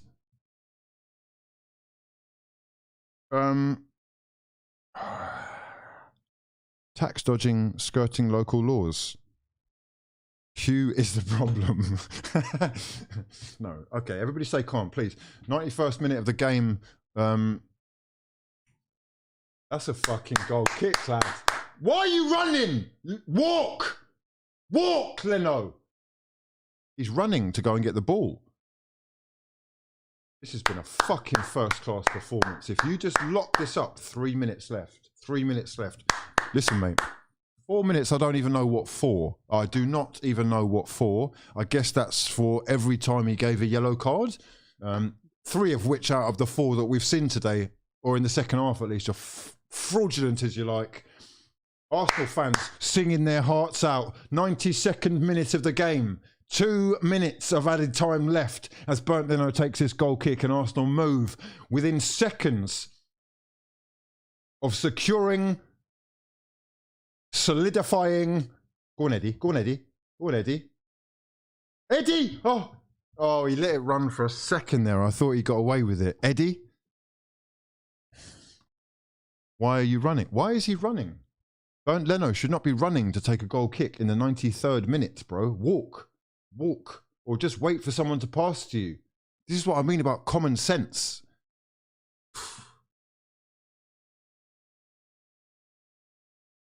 Yeah, we want to zoom in on Martinez. Let's see what Martinez is saying after this game, shall we? Let's see it. There's the goal. We're looking at the goal. Bukayo Saka. Who else? Oh, mate, I just picked up an informed Saka for about 25k. Oh, no! Matty Cash in Arsenal's box. Trying to take on Smith Rowe. He's giving it back to Douglas Luiz, who is swung in across into the far post. Headed away by Cedric. Pepe, it's on you, bro. He's miskicked it, you fucking fraud. How's he miskicked that, completely missing the ball? McGinn is going to try and get the cross in. There's the cross. It's headed in, and get rid of it! Thank you. Fuck. Thank you. Fucking hell, my nerves, man. Jesus Christ, the ball just ricocheting around in the box there. It fell to Danny Ings for a second. It looked like they were in. We are into the 90. No, we're not. We've got 1 minute and 20 seconds left. 1 minute and 16 seconds left, really. McGinn, again, crossing to the far post. It's found Traore. And he's headed it wide. He's headed it wide. I think we're good. I think we're good. Oh, that's interesting. I just saw Steven Gerrard. I'm quite good at lip reading. He said, what the fuck are you doing, you stupid fucking twat? Pretty sure that was bang on. There might have been a couple of other things in there, but that was the majority of it. Not sure whether he was talking to McGinn, but probably talking to Traore for just heading it wide as opposed to heading it across the face of the goal. Sensational scenes. 30 seconds left on the clock. Work for each other! Come on, baby. Come on, baby. Bring it on. No, wait. Get the yellow. Take the fucking goal kick slowly. He's kicked it straight out. 20 seconds left for Arsenal to claim 3 huge points in the top 4 race and get a clean sheet. Bukayo Saka's goal the difference. Matt Cash goes long. 7 seconds left on the clock. Headed away by Ben White. Pepe tries to win it, but Douglas Luiz beats him to it. Pepe then brings him down. I'm sorry, mate. I'm sorry. Oh my fucking God. He would have blown the whistle then. Pepe's brought him down just outside the box. And Villa have got a free kick. Oh my God. Please, God. Please, God. Please, God. Please, God. Please. Please. Please, this would be such a fucking headache, bro.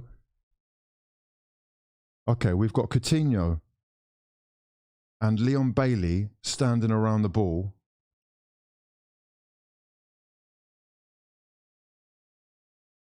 Coutinho is going to shoot. He's going to shoot, bro. Leno, this is fucking wake-up call, bro. Wake-up clock. We've got Emi Martinez in the box. Yeah? Coutinho stood over the free kick on the left-hand side, just where the angle is. Right on the corner. There's a bit of argy-bargy going on in the box. And Xhaka looks like he's ready to get himself another yellow card. He's going off at Douglas Luiz, who's obviously said something. Listen, it is hot in fucking... Please, God! Please. Okay, Coutinho! Ah, yes or no! Yes or no! Yes! Yes! All fucking time! Suck on a big one! Arsenal Football Club! With the 3 points. Huge win. from Mikel. Look at that. A huddle of Arsenal players. Lacazette, Xhaka, Holding, Suarez, Leno, Gabriel, White. You can see what that means to the Dons. My fucking Donnies. My fucking Donnies. Yeah? Top work. Top work, lads. Fucking sensational. I'm tweeting. I'm fucking tweeting. Yeah? Sensational work. Yeah? Fucking ref. Listen. Let's fucking go, lads. Big win. Bukayo Saka's strike. The difference. I think that is his 10th goal of the season.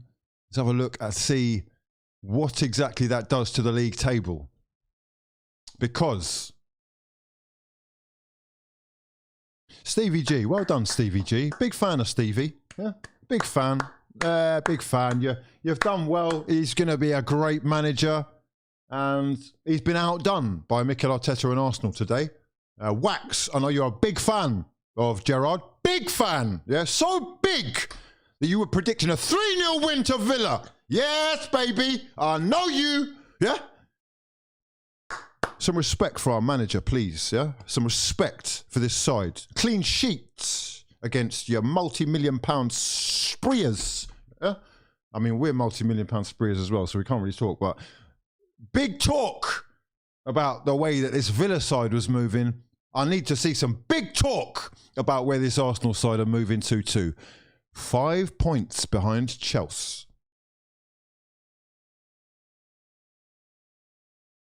Hmm? 5 points behind the Chelsea. Now 4 points clear of Manchester United with a game in hand. It's top work, lads. It's top work, lads. Crystal Palace away next will be difficult. They held Man City to a 0-0 draw recently. Villa have got Wolves next. That is a huge game for them. Not only in terms of it being geographically important, but also, look, they are separated by 10 points, although Villa do have a game in hand. I tell you what, mate, we are fucking getting top four, lads. We're getting top four. We've got a 6-point lead over West Ham with a game in hand. I guess Spurs, if they win against West Ham, are the main threat. They're going to be on 51 points if they beat West Ham. We need a draw there. The Hammers. Go on, the Hammers. Yeah? One Moise. Moise. Yeah? Fucking hell, mate. Oh, who's got Ganchuin? Yeah? Yeah? Hey! Whose knock is different? Oh, mate, the boys are back in town. I tell you what, we're back. Fucking hell, my fucking club. I wasn't expecting it this season, I'm not going to lie. I thought maybe next year we'll have to settle for next year. Maybe it'll be a Europa thing this year. But they are getting the business done. Let's have a look at the fixtures that are remaining for the Arsenal. We're by far. Oh, this is it. This is it. That's our whole season. This is it. We play the games that are remaining in front of you. And then that's it. Wait, what? We are super worried. Chelsea shaking in their boots. You should be super worried, mate, because you're about to go fucking bankrupt. All your players are going to leave on free transfers and you're swimming dangerously close to capitulating whilst we are on the up, showing signs of progression left, right and centre with a fresh-faced new squad, younger than all others in the league, with a manager who is learning on his fucking toddly, yeah, the youngest in the league. Oh, mate, soak it up, breathe it in. I know you are worried, bro. I know you're very worried about the future of Chelsea Football Club. Let's say perhaps that you get bought out by someone who just doesn't have the money to spend like Roman, who just doesn't have the ability to write off £1.5 billion debts. It's going to get very picky. It's going to get very picky. Oh, mate, you might have to start buying Arsenal's second-hand players. Chelsea could be Arsenal's new retirement home. When Saka's done with his career, 37 years old, you can have him. Free transfer. 3-year deal. Promising the Champions League in 3 years. Ah, it's going to get saucy. Anyway, Crystal Palace That's a big one. I really like what Vieira's doing at Palace. I think he might well be warmed up for the City job. Maybe people think that's a bit outrageous, but it's good to see him in the Prem anyway. Although he's going to have to step aside for that one, really, because we need those. Brighton as well. Southampton. Look, mate, I'm not being funny. Oh, and then the Chelsea. Oh, carefree traveller. Mate, talk to me. Talk to me, darling. The 20th of April. Oh my God, we're done for the month. Fuck's sake, lads. Do you know what? I need European football, bro. We're playing one match every 3 weeks and we're moaning about fixture congestion. Wait, what was he moaning at? He was moaning at, we have to play like 3 games in 9 days, I think it is. Is this what he's moaning at? The 4th, the 9th, and the 16th? That can't be right. That's a week between each game. That's 4 days. That's 3 days. That's 8 days. That's 6 days. That's 7 days. 7 days. There must be a game missing here. There is. 2, 3, 4, 5, 6, 7, 8, 9. Yeah, there's a game missing. Who is that game against? It's one of those postponed games. So it means it's not United. No, Spurs. Spurs. We haven't played the North London derby. When's that? Is that not been... I think the dates are out. United 2 days after Chelsea. Wait. Oh, it's 3 days after Chelsea.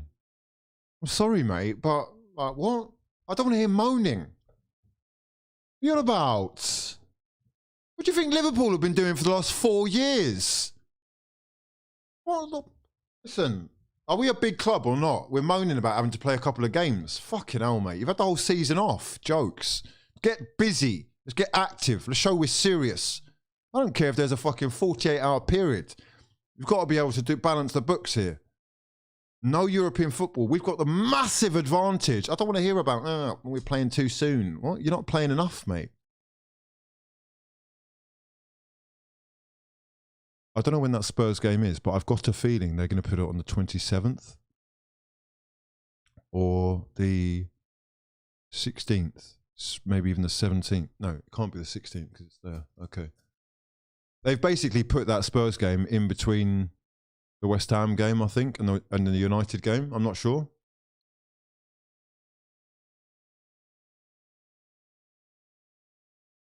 That performance was below our par of late, and we still win 1-0. It was Leicester-Liverpool, then Villa in 6 days. 3 games in 1 week. 3 Prem games in 6 days.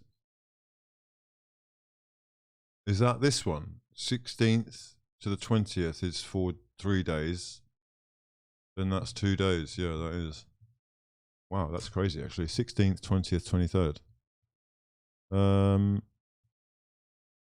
Fuck, those are 2 massive ones as well. Chelsea and United, yeah. Listen, that's fine. I'll be honest with you, mate. 3 draws there work beautifully. Beautifully well. We just need to win the other games. Palace, Brighton, Southampton, Leeds, Newcastle, Everton. I reckon even that is enough. You don't lose the other games, you're calm. Everything is very calm. We've got the Tottenham game to add on there as well, of course. North London derby, not to be forgotten, but that is a remainder of Arsenal's fixtures, and it could be worse. It's difficult, but it could be worse. I'm still quietly confident going into it. We've done the hardest part today, which is going to be the hardest part next week, beating what's in front of you. Aston Villa put to the sword by Mikel Arteta's Arsenal side. Cheeky 1-0 win with Bukayo Saka getting the goal. Let's do some player ratings. What do we think of the performances? We'll start with the referee. As you can see, quite a few yellow cards. 5 yellow cards. 6 yellow cards in total. I honestly don't think any of Arsenal's yellows were yellows, but maybe I'm being biased.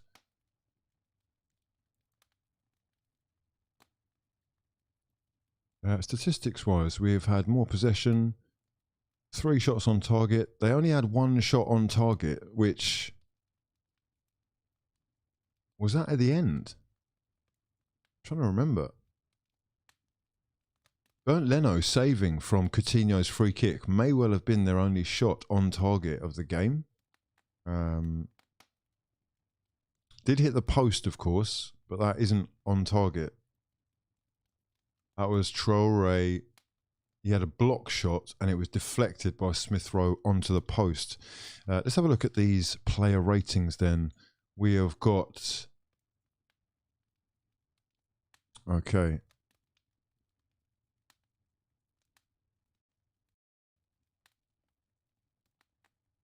Let's have a look, see. Let's have a look, see. I'm just going through the comments.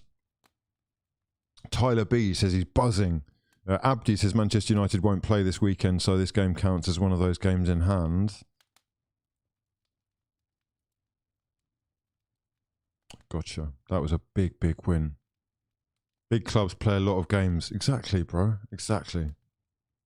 They're delaying the Spurs game for broadcasting reasons, which is BS. 6 points out of 9, I'll take it. The 3 we just played are our games in hand. No, they're not.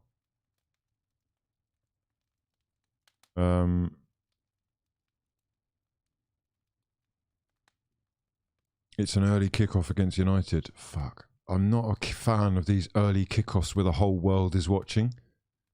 I just feel the pressure gets to them a little bit. We don't draw. No, I know. We really don't. How many times have we drawn? We've drawn 3 games out of 28 this season. Unreal. We've done well, man. For the youngest side and everything that's happened, we've done well. It's a great result, Michael. Absolutely buzzing about that. Pepe was shocking. I don't think he likes him, man. I really don't think Arteta rates him.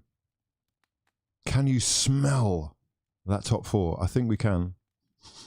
It smells good. It smells good. I need it. I need it. I need it in my life. If we beat Chelsea, we are only 2 points behind them. Don't tell Carefree Traveller that. I'll get a little bit uptight. I yelled, "Don't foul," right before Pepe brought down Douglas Luiz. So bloody stupid. If that would have cost us 2 points, we'd all be fuming. Indeed. I'm not going to lie. He came on and all of his touches were awful. Barring one, actually. He did bring the ball down once and do a little back heel, but apart from that, he's just not as sort of tight in possession, controlled as Saka is. That's why I guess the kid is always taking his place. Was Coutinho on the pitch today? Incredible. Didn't see him. We roast United. Why is no one speaking about Thomas Partey's performance? Says the robots will eat you. Another 8 out of 10. Yeah. He was very good. Yeah, he's very good. Again, he's massively improved in this sort of new role that he's got. So that's been integral to everything Arsenal have built off. Sam Santos saying Pepe doesn't show, or Pepe's showing why he doesn't start. Tyler says 10 wins in our last 13. Everybody talking about Pepe dropping 2 out of 10s. 9 Rubanote saying we got away with it because Villa were so poor. Our defenders don't have confidence in Leno and are not playing it out from the back, which is having a domino effect. The quicker Ramsdale comes back, the better. Rolls Royce from Ian, not sure what he means. Fraudulent 4-point buffer. Game in hand, mate. Game in hand against Palace. We win that. And oh no, United played before then. So we'll have 2 games on United then. Come on, Leicester. Go on the Leicesters. Go on the Foxes, yeah? We're Foxes fans next week. It's going to be good. Xhaka was also good, not going to lie. Says the robots will eat you too. George Bush says, sometimes I think the refs are still being bribed. Soon. You will see maybe not soon, but one day in the future, you will see that there's a lot been going on right under our noses. Of that much, I'm very sure. It sort of happened in the NBA. A lot came to the fore, and it had been pretty obvious for quite some time, but it was confirmed. I would expect the same thing to happen with the Prem. Do you think the Mings tackle on Saka was red worthy or like an orange? I wouldn't have been surprised if he was given a red, but yeah, I think it's fine with a yellow. He did win the ball. He was miles away from him, but it's just not controlled. And it's a yellow. I'll just take the yellow. I'll take the yellow because we won. Yeah, we hadn't won, so red. Wow. Arsenal did well to win this battle, says Nazir Malik. Football Today. Thanks very much, mate. I'm sure we'll check that out. Keown saying Spurs are still favourites for top 4. Yeah, he's a massive fraud, isn't he? He's confused. He's very confused. Xhaka and Cedric are definitely not the answer, but they're playing well indeed. How about Eddie just falling over? To be quite honest, and to be fair to him, he may well have fallen over his own feet, but he did a lot more than Pepe did in the short space of time that he was on, I think. Saka scoring Arsenal's 2000th goal. What an historic moment for the lad, indeed. Now, the return of Tomiyasu, eagerly anticipated. Manu Chao saying, we need Tommy back for the Chelsea game and that run of fixtures afterwards. Yeah, you're not wrong. I love how the players celebrated with Leno as well. He's been out for a long time. That would have hurt him. And that would have been a big confidence boost for the boy to get himself a clean sheet on his first game back. How confident are you out of 10 that we'll get top 4?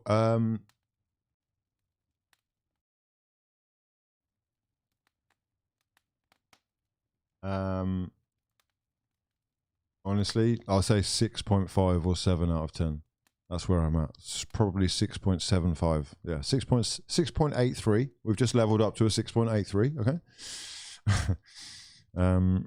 Who have we got here? We've got Moody Vids says all or nothing release is going to be huge. Pepe is done, and Saka is our joint top scorer. Right.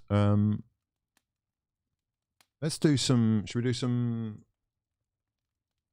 Just get the lineups.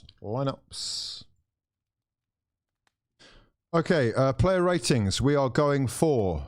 Let's start with right back Cedric Suarez. I thought he was quite decent for his level. He's given us a 7 out of 10 today, hasn't he? Solid as you like from Ben White. Actually better than the last game in my eyes. Let's give him an 8. 7.5, 8. Gabriel worried me a couple of times today. 7. Tierney 7. Of the 3 midfielders there, I think Thomas Partey was the best. So I'm going to give him a 7.5. I'm going to give Odegaard a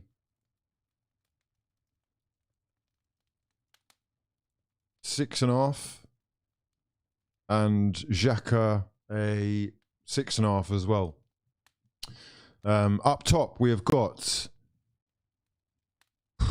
Lacazette, bro. I can't give you more than a 6. Maybe a 4, actually. 5? 5.5 for Lacazette.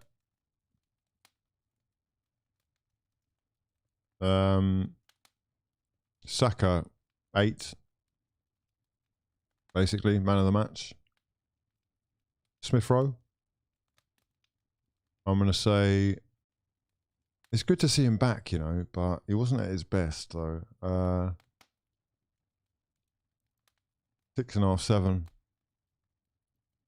7.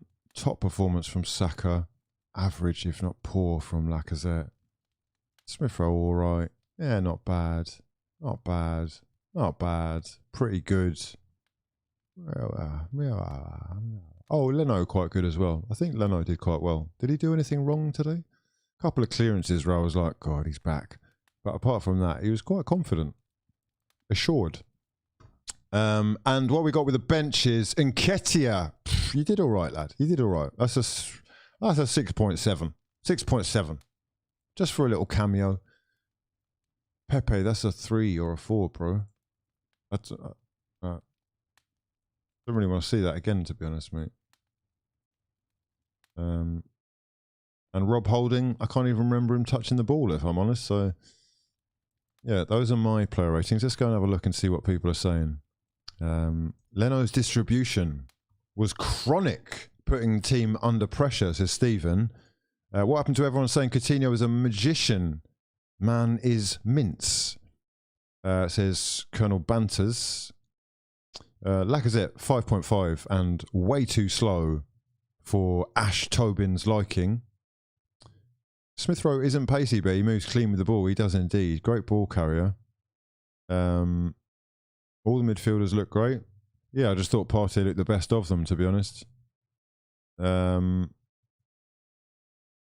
people want Tierney getting a 9. No, relax. Nope. Definitely not a 9. A 9 would be like his best performance for Arsenal. What are you talking about? That's not a 9, bro. Sorry. In fact, I'm struggling to see why you're... the issues weren't coming down that side. The threat was down the other side, anyway. Lacazette was terrible, yeah. I mean, that's why we got... I can't remember what he got, but it's the... Oh, wait. We're starting the game again, aren't we? What's going on? We've got the time going. Third half.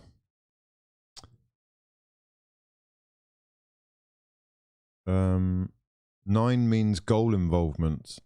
Okay, yep. 7 for Tierney, I think, is fair, man. I think that's fair. We really need a new striker. The amount of crosses going into Lacazette, yeah, it's a waste. A fresh, hungry number 9 retransforms this team. It really does, you're right. Young was toasting Cedric. What, by diving and winning a yellow? No, I mean, I don't really rate Cedric, bro, but he wasn't awful. He did actually pull off a really good challenge that I think people will forget. It's sort of in field, but it was essential. Is Tierney losing his pace? I think he's just not as unpredictable as we would like a lot of the time. Age isn't supposed to take away your touch. I don't get Lacaz's decline. He used to be banging. He's having trouble right now with confidence, I reckon. He's probably got in his head that he's not a striker anymore. He's more useful as this sort of creator. We do need a striker though, bro, so... Anyway, he had that shot when he had 2 guys in front of him today when he should have passed, ironically enough. Chef Beck says, I think Pepe's days are numbered. Average baller. I'd even go for Gnabry in the summer. I mean, who wouldn't go for Gnabry? I've seen a lot of people saying this. I don't know why he would come back to Arsenal. That's my thing. No striker FC. We've got a couple of suggestions for striker. Nunez and David would be fantastic, says Moss FC. Laka looked gassed, indeed. And he definitely loses a -1. Yeah, he loses a point, a mark for not passing to Odegaard for that goal, which would have been scored. He just could have passed that in from that angle. He had so much time and space. I hear you, Chef. I hear you, but it's going to cost a hell of a lot of money. And I don't know, is that the right direction for him in his career? Maybe it is with the project that we're planning. That would be sensational. That would be a sprinkling. Where does he fit, though, with that? Maybe on the left-hand side. Stick someone else up top. Yeah. I hear you. I hear you. It would be a dream come true. I do feel a little bit like you've made the choice to sort of kiss goodbye to us, so you're done out here now.